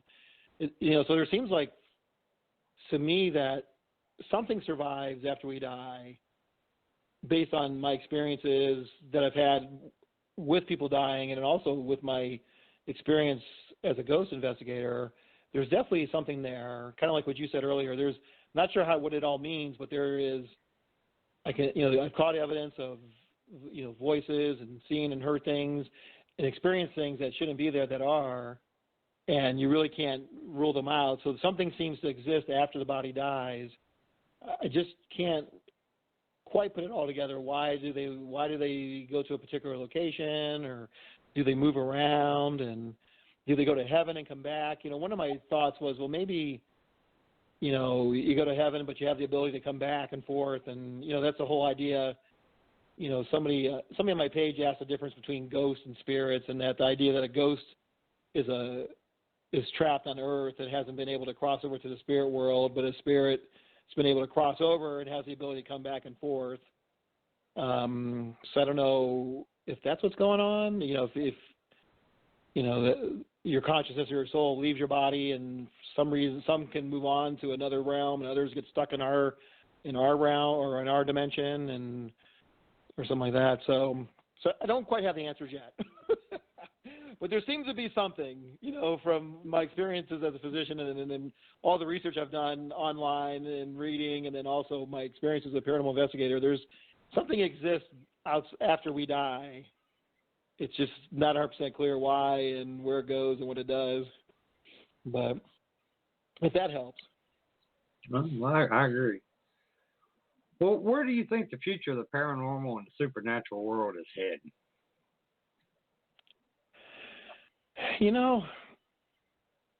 It's a good question. There's kind of like different branches. There's kind of like the whole TV thing going on with all the TV shows. And I'm not sure. It seems like there's going to keep being more and more shows, and hopefully there's going to be maybe shows that try to get more at those answers of what exactly are these things these spirits that are sticking around. I think the future. I think it kind of depends what your goals are. If you want to try to get definitive proof that there is an afterlife and spirits, and I think we got to keep trying to, catch good evidence, credible evidence, and and do academic research, and maybe get more of the medical community involved, or more, maybe a combination of medical and parapsychology and religious folks to kind of come together and really take a hard look at what happens when we die, and can we document anything at the time of death, and are we able to establish definite after-death communications and those kind of things. So it'd be good to see science and medicine and parapsychology kind of focus, take researching the paranormal a little more seriously and really put some time and effort into it. I think for folks like us with amateur ghost hunting, I think it's just keep trying to catch good evidence. Don't be keep trying to be skeptical and debunking stuff that we can debunk. Try to develop better equipment that is sensing that we can be more sure is sensing something, sensing spirits instead of just, could it just be electricity in the air, that kind of thing. So I think trying to develop, better equipment that maybe is more sensitive to picking up on potential spirit energy, probably a more, have scientific community engage it more.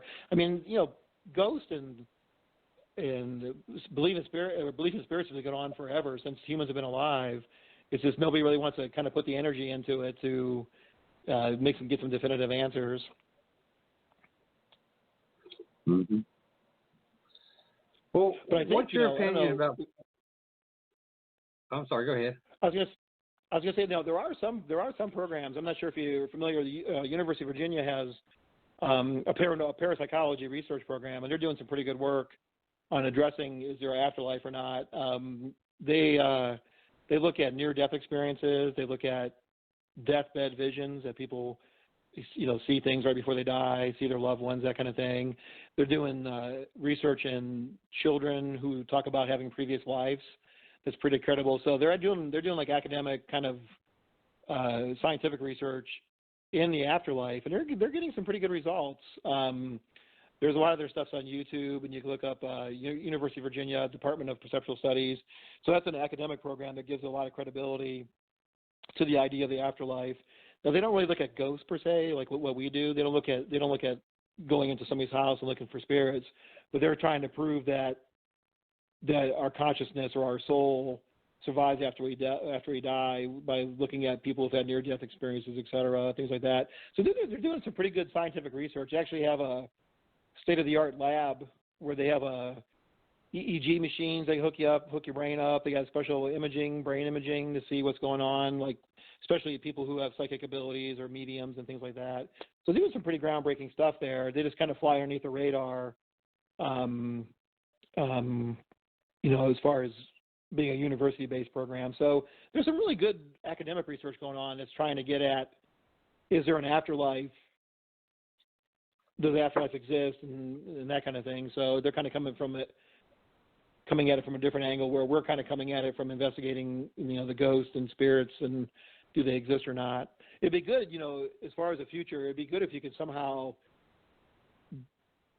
get the academic folks to engage on the idea of what we do, developing better equipment and ways to sense spirits in a location. That'd be pretty cool if we could somehow bridge that gap of what we do with what the academic folks are doing, and it'd be pretty cool to see how that would work out. Oh, I agree. I had a near-death experience last year. I'm a type 2 diabetic, and I had 2 different types of pneumonia. My kidneys shut down. I had all kinds of things that happen all at once. And I remember I could hear my dad, because my dad passed away back in '92, and I was real close to him. So I remember hearing Dad, and I was like just all enveloped in white. And I could hear him, couldn't see him, and all of a sudden, this like tan, naked lady with long black hair was standing in front of me, and I'm like, whoa. And then her hair just turned into these big black wings, and I was like, what the hell? And then I woke up. So, people say it's a near-death experience. I don't know if it was near-death or if it was just some vision or what, but I don't understand it. I've talked to some people about it, and they're like, well, you're hearing your dad, that was probably your, trying to guide you. But the lady, they're like, we don't know what's up with that. Yeah, that is different.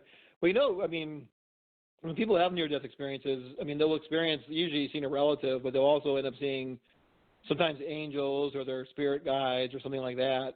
So I don't know, maybe that lady represented, an angel or a guide for you. Did you have any like out-of-body experience with it? Did you see were you able to see your body outside? Were you able to look down on yourself or see yourself at all, or no? I didn't even think about looking down at myself or looking at myself. I just know I was enveloped. Now, I've had an out-of-body experience quite a few years ago. It wasn't long after I found out I was diabetic. I was real bad. That's when everything was falling apart. And I was asleep on the couch, and I woke up, and I was like floating. And I'm like, why am I so close to the ceiling? And then I turn around and look, and I could see my body on the couch, and I'm like, oh shit! And put my hand up to stop. And then all of a sudden the door opened, and I fell back into my body, and I took a big deep breath, and jumped up out of the couch. And my kids had just came in from school, and they're like, Daddy, what's wrong? I'm like, nothing. I'm gonna go in the bathroom. Holy cow!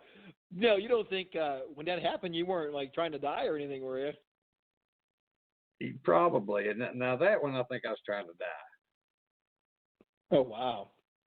And the last time, just last year, I don't know.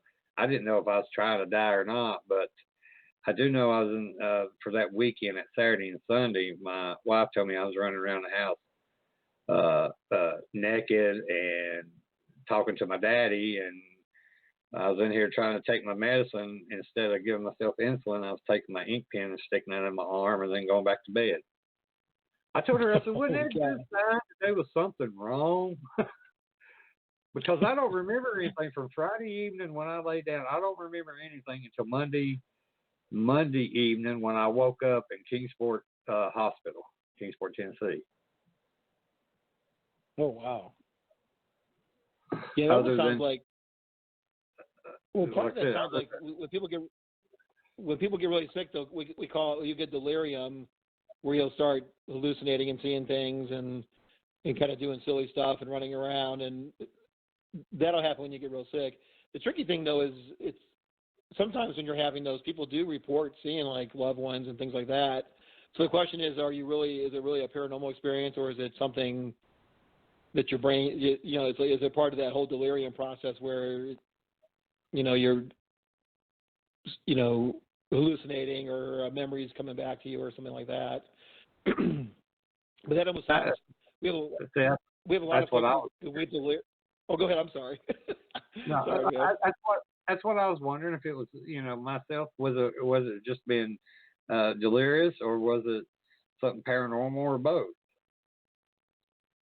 Yeah, it's hard to say. It's hard to, especially when you are delirious, because we will often have patients, especially it'll tend to happen to older folks at nighttime.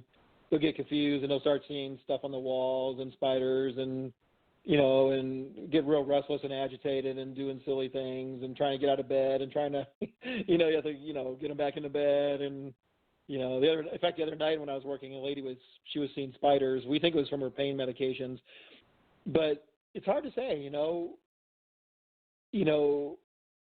when you're having that delirious state, I don't know if, is it all because you're sick and medical issues, or is your brain open more to having a paranormal experience? Nobody's really looked at that, so I don't know. I don't know if it's all just hallucinations from being sick, or maybe it's your dad trying to come through to you to help you out because he knows you're suffering or something too. And yeah, I don't know. I don't. Like I said, that's all. Only thing I can remember. I know when they finally took me to the hospital. Everybody around here knows I'm a big Democrat, and they were asking me, and they know I don't like Trump whatsoever, and they kept asking me who the president was, and I wouldn't answer them. And then they asked me, they're like, Rodney, do you know where you're at? And my kid said it. I kept saying, Virginia? Well, we're at in Virginia. Virginia. They said that I kept getting aggravated that they were asking me where I was at when I kept saying Virginia. I said, you all had a blast, didn't you? And my daughter says, she's like, Daddy, she's like, it was funny. She's like, I'm not going to lie. When you die, it's going to be funny as hell. She's like, you were just too funny. I'm like, gee, thanks. Well, it's funny about those questions because we have to ask all that stuff too. I always tell people, I'm like, I know these are stupid questions, but do you know where you're at? Do you know what year it is?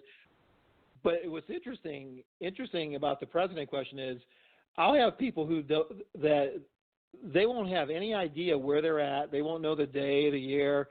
But buddy, they know the president. They know the president, whether they like him or not. Whether they like him or not. It always amazes me. For some reason, that part of the brain keeps functioning because they'll be like, yeah, this Obama or Trump, or whatever, that guy who sucks, that kind of stuff or whatever. And it's amazing. I mean, people won't know anything, but they'll know the president. By golly, I'll tell you. Boy, I didn't. If I did, I didn't want to tell them. Yeah. I hear you on that. But yeah, it's tough because and that's part of the problem with doing research. Doing research with near-death experiences, and when people are really sick, skeptics will really hit that pretty hard. To how do you know that experience wasn't from the drugs, or how do you know that experience wasn't from a lack of oxygen, and how do you know that experience wasn't from that act of dying or being really sick? So, a lot of skeptics will hang their hat on that. But when it comes to some of these near-death experiences, there's just certain things that happen that are beyond what you'd expect for, somebody who was having lack of oxygen or whatever. So I had an interesting story. This happened a couple of years ago. I had a little old lady in the hospital, and we decided to make her comfort care to let her pass away. And she wasn't, her vital signs weren't too bad. She was comfortable. She didn't have a lack of oxygen or anything. She was probably 90 years old, and she really hadn't been on a lot of medications. We hadn't gave her a lot of stuff to really make her sedated or anything, and because she was already pretty comfortable, and we were just kind of letting nature take its course. I walked in the room to check on her, and she was looking up at the ceiling, and she had this really big smile on her face, and her eyes were real big, and I walked in, and I'm like, what are you looking at to her? I usually won't ask that stuff. At least, I would ask it now. I think I would ask it now, but back then I wasn't so much into the paranormal as I am now. I definitely would ask people now, but I asked her because I was curious because she looked like she was definitely seeing something. So I'm like, what are you looking at? She goes, don't you see all those angels up there? They're all flying around my bed or above my head. And I'm like, I looked up, of course. I didn't see any angels, but she obviously was seeing something. And I ended up walking out. I told the nurse, I think she's going to die pretty soon. And she ended up dying like an hour or two later. She ended up passing away. But she was, it was a deathbed, what we call a deathbed vision. She was seeing angels. Often people say when they're getting ready to die, the dying person will see either angels or they'll see like a deceased loved one come for them, that kind of thing. But that one always affects me because, I would have swore I would have saw the angels too, the way she was looking at them. So that was interesting. And I don't think that experience, sure it could have been in the fact that she's getting ready to die and, all that kind of stuff, but I don't think it was medications. I don't think it was a lack of oxygen.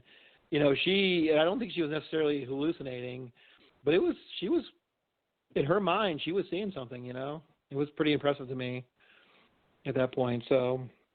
Well, do you think the brain prepares us to die? Well, that's one of the theories, it's like that when the body knows it's dying and the brain's dying, it gives like one last push to kind of, to fight it off, and you may get a lot of, a rush of adrenaline or something like that.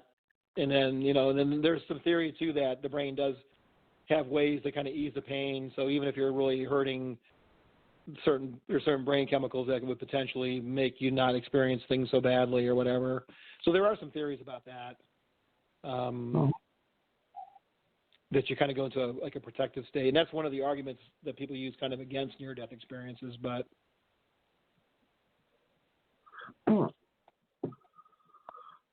well, I've often wondered that. Well, yeah. what's your opinion about people claiming to have psychic abilities, and have you ever worked a case with someone that does have psychic abilities? So I think they're real. I think there seem to be varying degrees. Some people seem to be a little bit sensitive and kind of, will get little hunches about things, and other people seem to be able to see dead people and communicate with them and all that kind of stuff. When I was on Twisted Paranormal Society, we had a lady, we called her Merlin all the time. She seemed to have some psychic abilities and be able to sense things and kind of clue in on things. And there was a couple occasions when we were on investigation, she would sense something, and we even caught stuff like with her SLS camera, like she was feeling a presence in a room, and she had not seen the camera to know that a figure was on there, but she would sense this. I think there was one time I remember she looked up towards the ceiling as if she was seeing something towards the ceiling, and she goes, "He's up there. I can feel him up there." And we actually caught a figure on the SLS camera up by the ceiling. It was pretty crazy. So I think, and what I'm getting at is, I think she truly had abilities and was able to sense stuff. And the thing with Merlin too was she was partially blind, so she couldn't see real well, especially in the dark. So when she was sensing something, it wasn't like she was necessarily seeing something in the dark. She was more of a sensing type thing. So she seemed to have some abilities, and so I think it's a real deal. I think you gotta be careful though. I think there's a lot of phonies out there too, so you gotta be careful. It's kind of like, with the different locations, is it truly haunted or not? So, I mean, what's your experience with psychics? Not good. I'm sure that there's people out there that have that ability, but all the ones I've ever come in contact with, or they've came in contact with me, no, they're all smoke and mirrors, in my opinion. Not all of them. Like I said, there's probably a few out there that have the ability. I just think that a lot of people have turned it into trying to make money off of other people's loss, pain, suffering, I don't know. I'm gonna piss off all the time. You're not gonna have any listeners. Well, that's one thing about my listeners. They know where I'm coming from, and so far I've kept them. That's right. So the one, I don't know if do you watch Dead Files? Do you watch Amy on Dead Files? I've watched it a couple times. She seems to have abilities to me. If the show is true, the fact that she can pick up on the things that you can, independently of what the police guy finds, to me, if that's all on the up and up, I mean, that seems to be she seems to be the real deal to me. I think she's one of the ones, like famous ones, that kind of convinces me that maybe there is something to that. Then, like I said, Merlin on our team, and I've done some people here and there, other folks too, that seem to have abilities that are pretty reasonable. And all that. I know some folks that are not really psychic, but they're sensitive, and they seem to be able to clue in on some things. The only thing that makes me skeptical often is, if you're on a location with a psychic, but they, if you're, and it's probably more on the TV shows. Like sometimes I wonder with some of the psychics I see on TV shows, it's like, they're with the ghost hunting team, and the ghost hunting team's catching evidence on their equipment, but the psychic folks can't seem to clue in on who that is. To me, that makes me kind of wonder a little bit about, well, why can't you, if there seems to be a spirit in that room, why can't you figure out who the spirit is and communicate with them? So that makes me get a little skeptical of people, and all that. So if that makes any sense. Oh yeah, I agree. I agree 100% on that. Now, I've dealt with a couple sensitives. Now, there's one sensitive I know that she's made me believe, quite a bit of what she's saying and what she's felt, and because there's been evidence to back up what she's sensed. So without her knowing any information, so like I said, there's a few out there I believe, but then there's a lot of them I don't. Yeah, no, I would agree with that. I think that's a fair assessment. I think that's fair. Okay, Ouija boards. What's your thought on Ouija boards? That's a good question. And actually, I did a post back a while ago on Molnar MD about that. So it's going to probably sound like I'm going to contradict myself here, but so what I want to say up front is I probably would never use one, just because of all the bad rap it gets as far as opening up portals and all those kind of things. But on the surface, if you think about it, what's really the difference between using a Ouija board and using a K2 meter or a dowsing rod or whatever like that? Because the Ouija board really, in a sense, is just another tool to communicate with spirits. But it has such a bad rap, and I've always heard these terrible stories from people that have used them and had bad experiences that it makes you not want to use them. But on the flip side, you should say, well, I mean, if you're using dowsing rods, or you're using the REM pod or whatever to get a yes/no answer, or, I mean, what's the difference between those things?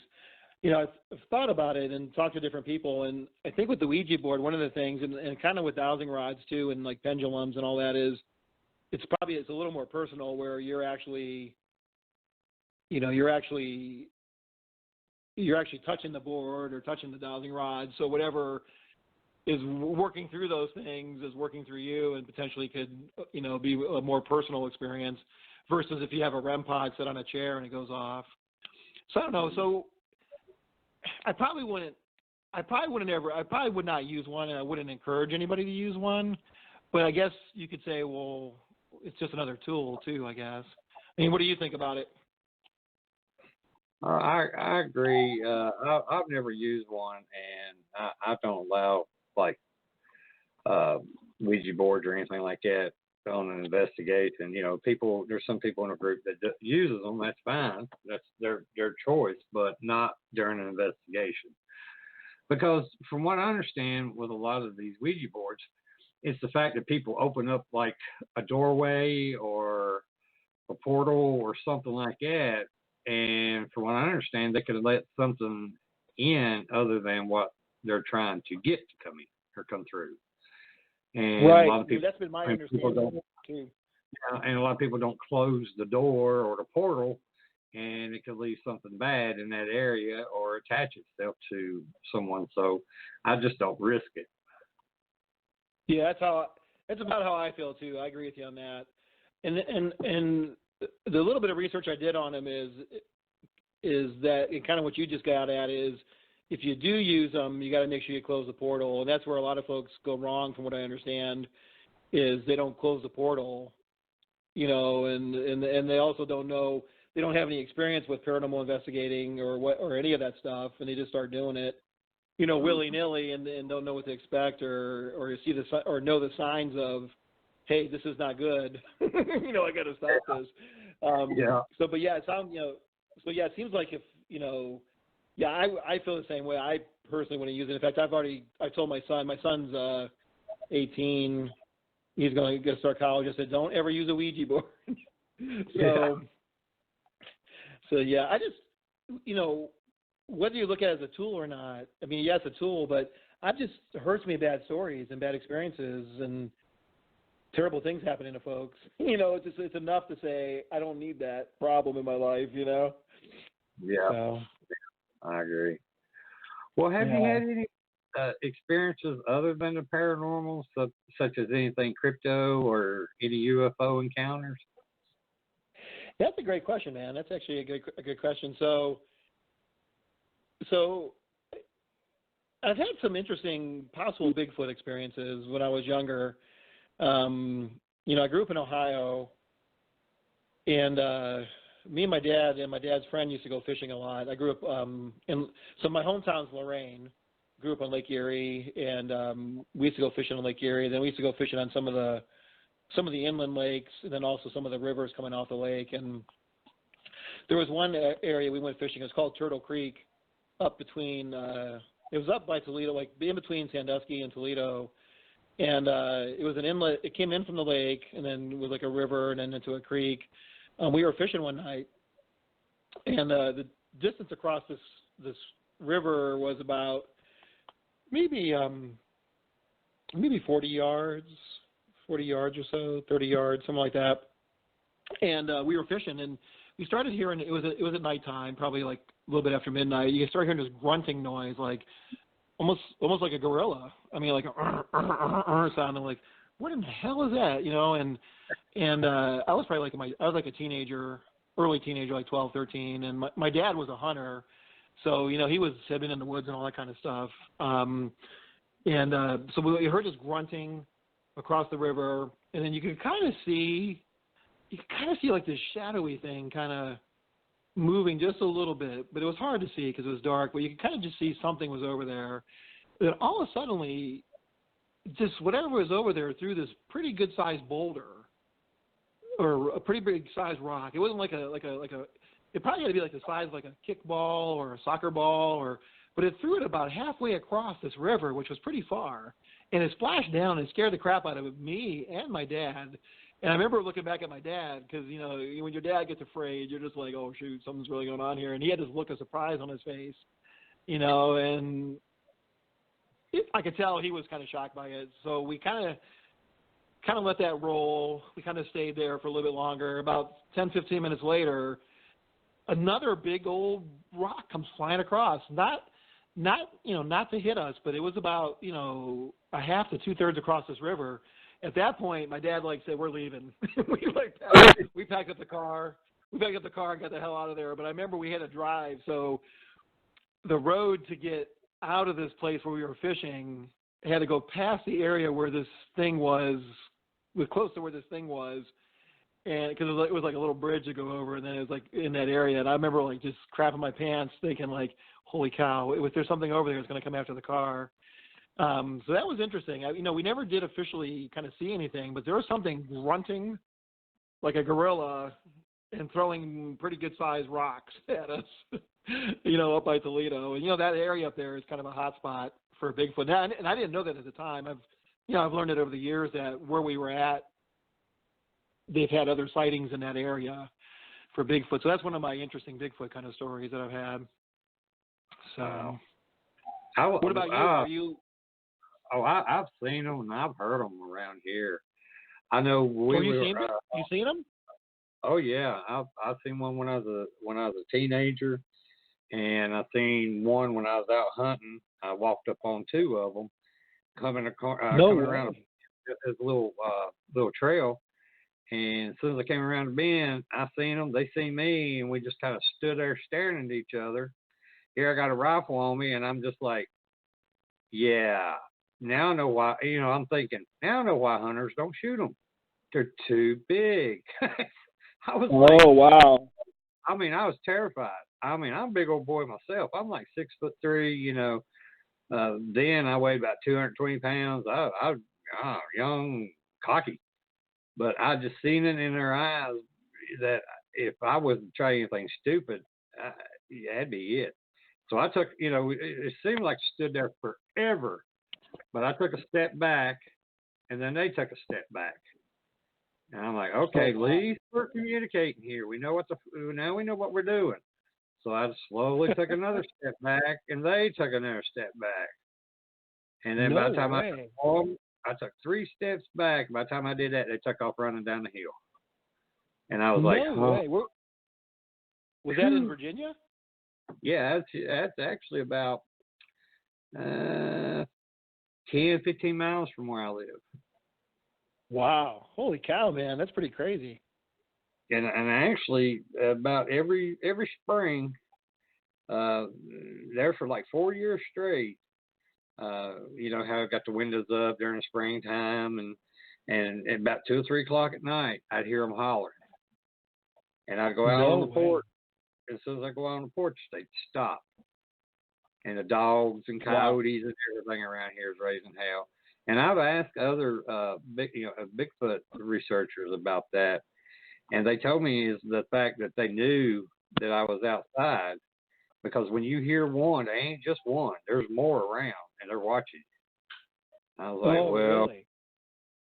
I'm like, well, I haven't seen no evidence, as far as any Bigfoot impressions or any hair or anything like that, or any sticks that shouldn't be the way they naturally should be. But yeah, right. I've heard them and seen them. So yeah, they're around here. I believe a Bigfoot. I believe in what we get as far as the paranormal. So there ain't nobody can tell me no different than that stuff, because I have seen it with my own eyes.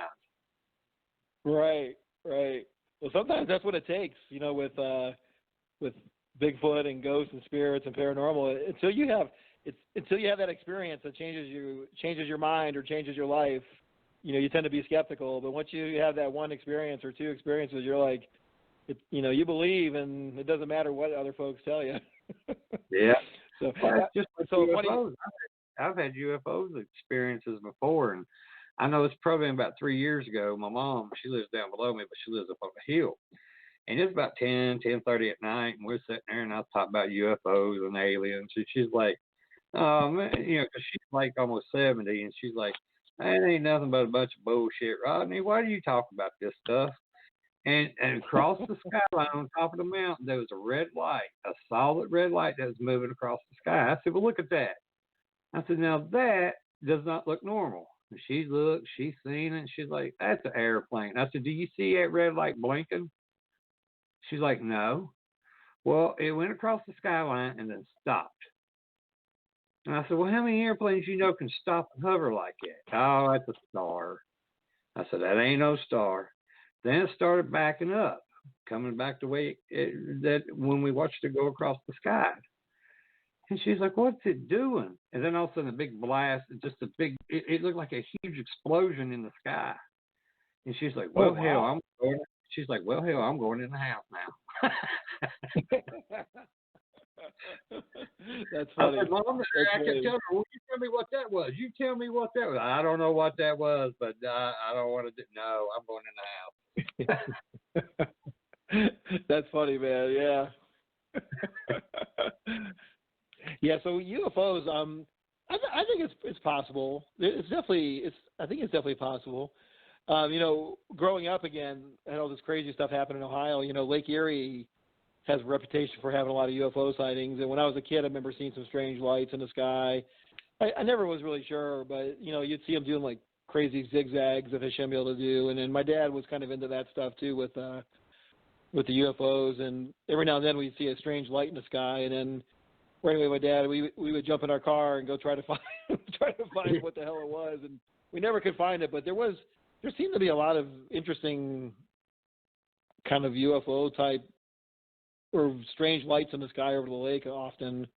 So it's curious, And then I have a good friend who worked for the government, like top secret stuff. I mean, they couldn't tell me a whole lot of details, but they said they had seen some Air Force documents that and actually this is interesting. They didn't believe in ghosts or Bigfoot necessarily, but they thought that UFOs were a possibility because of some of the stuff they had seen that they really couldn't share with me because of the top secret clearance. But they're like, I don't believe in ghosts, but I think UFOs might exist.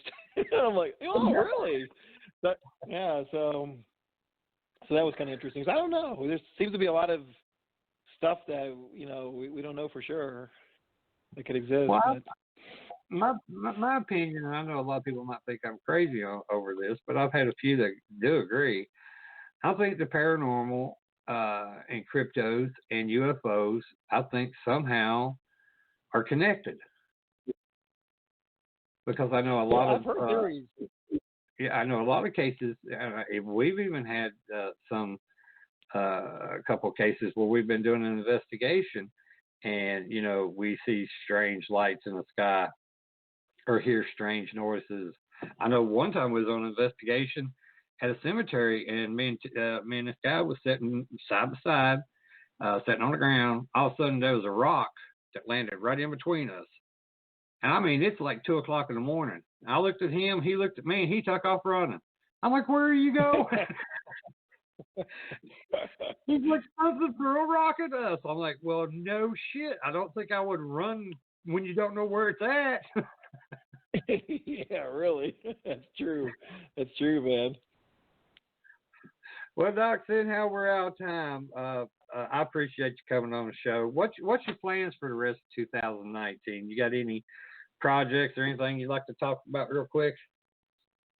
Yeah, so I'm coming out to do the Phantom Fest with you guys, and then October 12th, I'm going to be up doing a paranormal conference at the Fleetwood Church and Brandywine Station. It's up by Culpeper.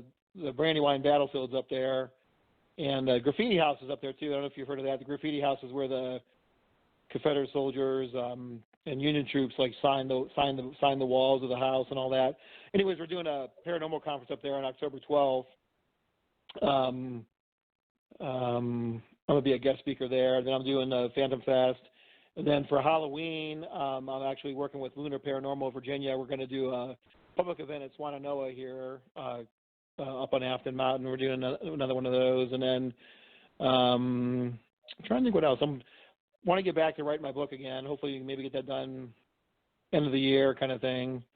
If I get motivated again to get back on that. So, and then hopefully I would like to get some private investigations lined up and maybe help some folks out doing that. And otherwise, that's kind of all of it in a nutshell. So.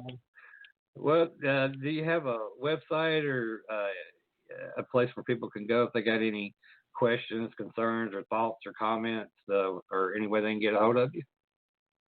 Yeah, so the best way is right now is on Facebook, my Haunted MD page. I also have a YouTube page. It's Don Molnar Haunted MD, and then that's another thing I want to work on this year too, is getting a website. I don't have a website officially up yet. So the best way to get a hold of me is through my Haunted MD Facebook page, and then also YouTube, my YouTube page. I check that periodically. Yeah, and then come out to the events, come to Phantom Fest, or, come up to the Fleetwood Church Paracon, and I'll chat with you. That sounds great. I appreciate you coming down. I know everybody around here is all excited. This is our second Phantom Fest, and I just can't believe, just after our first year, what a great response that we've got from people like you and Ryan and so many others. It's so many to list. It's blown my mind. Yeah, it looks like it's gonna be really good. But thanks for inviting me and asking me. I'm glad to come down. Oh, you're welcome, sir, and thank you for coming down. And I look forward to meeting you face to face. And I'll let you go. And I appreciate your time to sit down with us and chat with us and tell us about what's going on. Sure thing. Yeah, thanks for having me on. Hey, you have a good night, Doc, and you have a great weekend. You too, man. Bye-bye. Bye-bye. Well, I want to thank the Dr. Molnar for coming on the show. We have nothing but respect for him and the job that he's doing. We welcome him back anytime. Let's see here. Oh, like he said, he's going to be speaking at Phantom Fest this November 2nd at the Russell County Conference Center in Lebanon, Virginia.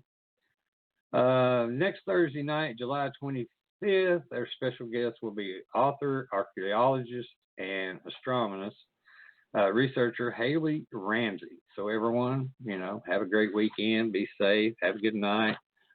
Nothing but love, man. Now, see if I can get this thing turned on. All these damn pop-ups aggravate me to death. Let's see here. Where's it at? Okay. Everybody, night-night. That's it for us tonight. I want to thank everyone that took the time to listen in.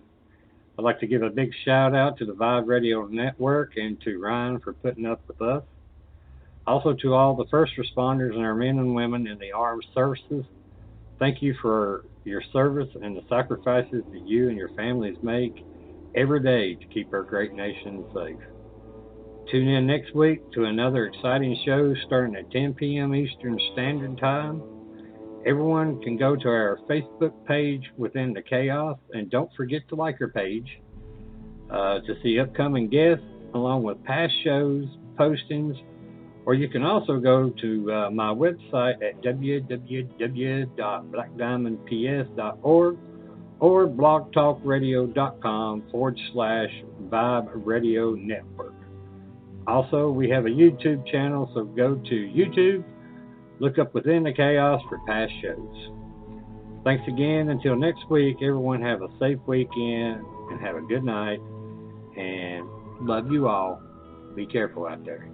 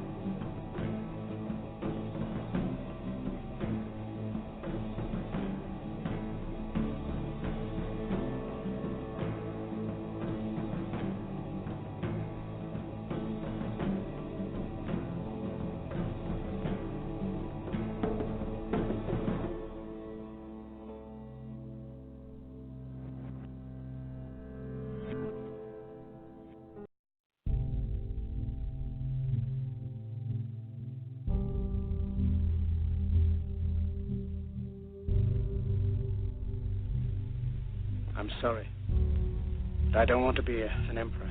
That's not my business. I don't want to rule or conquer anyone. I should like to help everyone if possible. Jew, Gentile, black man, white. We all want to help one another. Human beings are like that. We want to live by each other's happiness, not by each other's misery. We don't want to hate and despise one another. In this world there's room for everyone, and the good earth is rich and can provide for everyone. The way of life can be free and beautiful, but we have lost the way. Greed has poisoned men's souls, has barricaded the world with hate, has goose-stepped us into misery and bloodshed. We have developed speed, but we have shut ourselves in. Machinery that gives abundance has left us in want. Our knowledge has made us cynical, our cleverness hard and unkind. We think too much and feel too little. More than machinery, we need humanity. More than cleverness, we need kindness and gentleness. Without these qualities, life will be violent, and all will be lost. The aeroplane and the radio have brought us closer together. The very nature of these inventions cries out for the goodness in men, cries out for universal brotherhood, for the unity of us all. Even now, my voice is reaching millions throughout the world, millions of despairing men, women, and little children, victims of a system that makes men torture and imprison innocent people. To those who can hear me, I say, do not despair. The misery that is now upon us is but the passing of greed, the bitterness of men who fear the way of human progress. The hate of men will pass, and dictators die, and the power they took from the people will return to the people. And so long as men die, liberty will never perish. Soldiers, don't give yourselves to brutes, men who despise you, enslave you, who regiment your lives, tell you what to do, what to think, or what to feel, who drill you, diet you, treat you like cattle, use you as cannon fodder. Don't give yourselves to these unnatural men, machine men with machine minds and machine hearts. You are not machines, you are not cattle, you are men. You have the love of humanity in your hearts. You don't hate, only the unloved hate, the unloved and the unnatural. Soldiers, don't fight for slavery, fight for liberty. In the 17th chapter of St. Luke it is written, the kingdom of God is within man, not one man nor a group of men, but in all men, in you. You, the people, have the power to create machines, the power to create happiness. You, the people, have the power to make this life free and beautiful, to make this life a wonderful adventure. Then in the name of democracy, let us use that power. Let us all unite. Let us fight for a new world, a decent world, that will give men a chance to work, that will give youth a future and old age a security. By the promise of these things, brutes have risen to power, but they lie. They do not fulfill that promise. They never will. Dictators free themselves, but they enslave the people. Now let us fight to fulfill that promise. Let us fight to free the world, to do away with national barriers, to do away with greed, with hate and intolerance. Let us fight for a world of reason, a world where science and progress will lead to all men's happiness. Soldiers, in the name of democracy, let us all unite!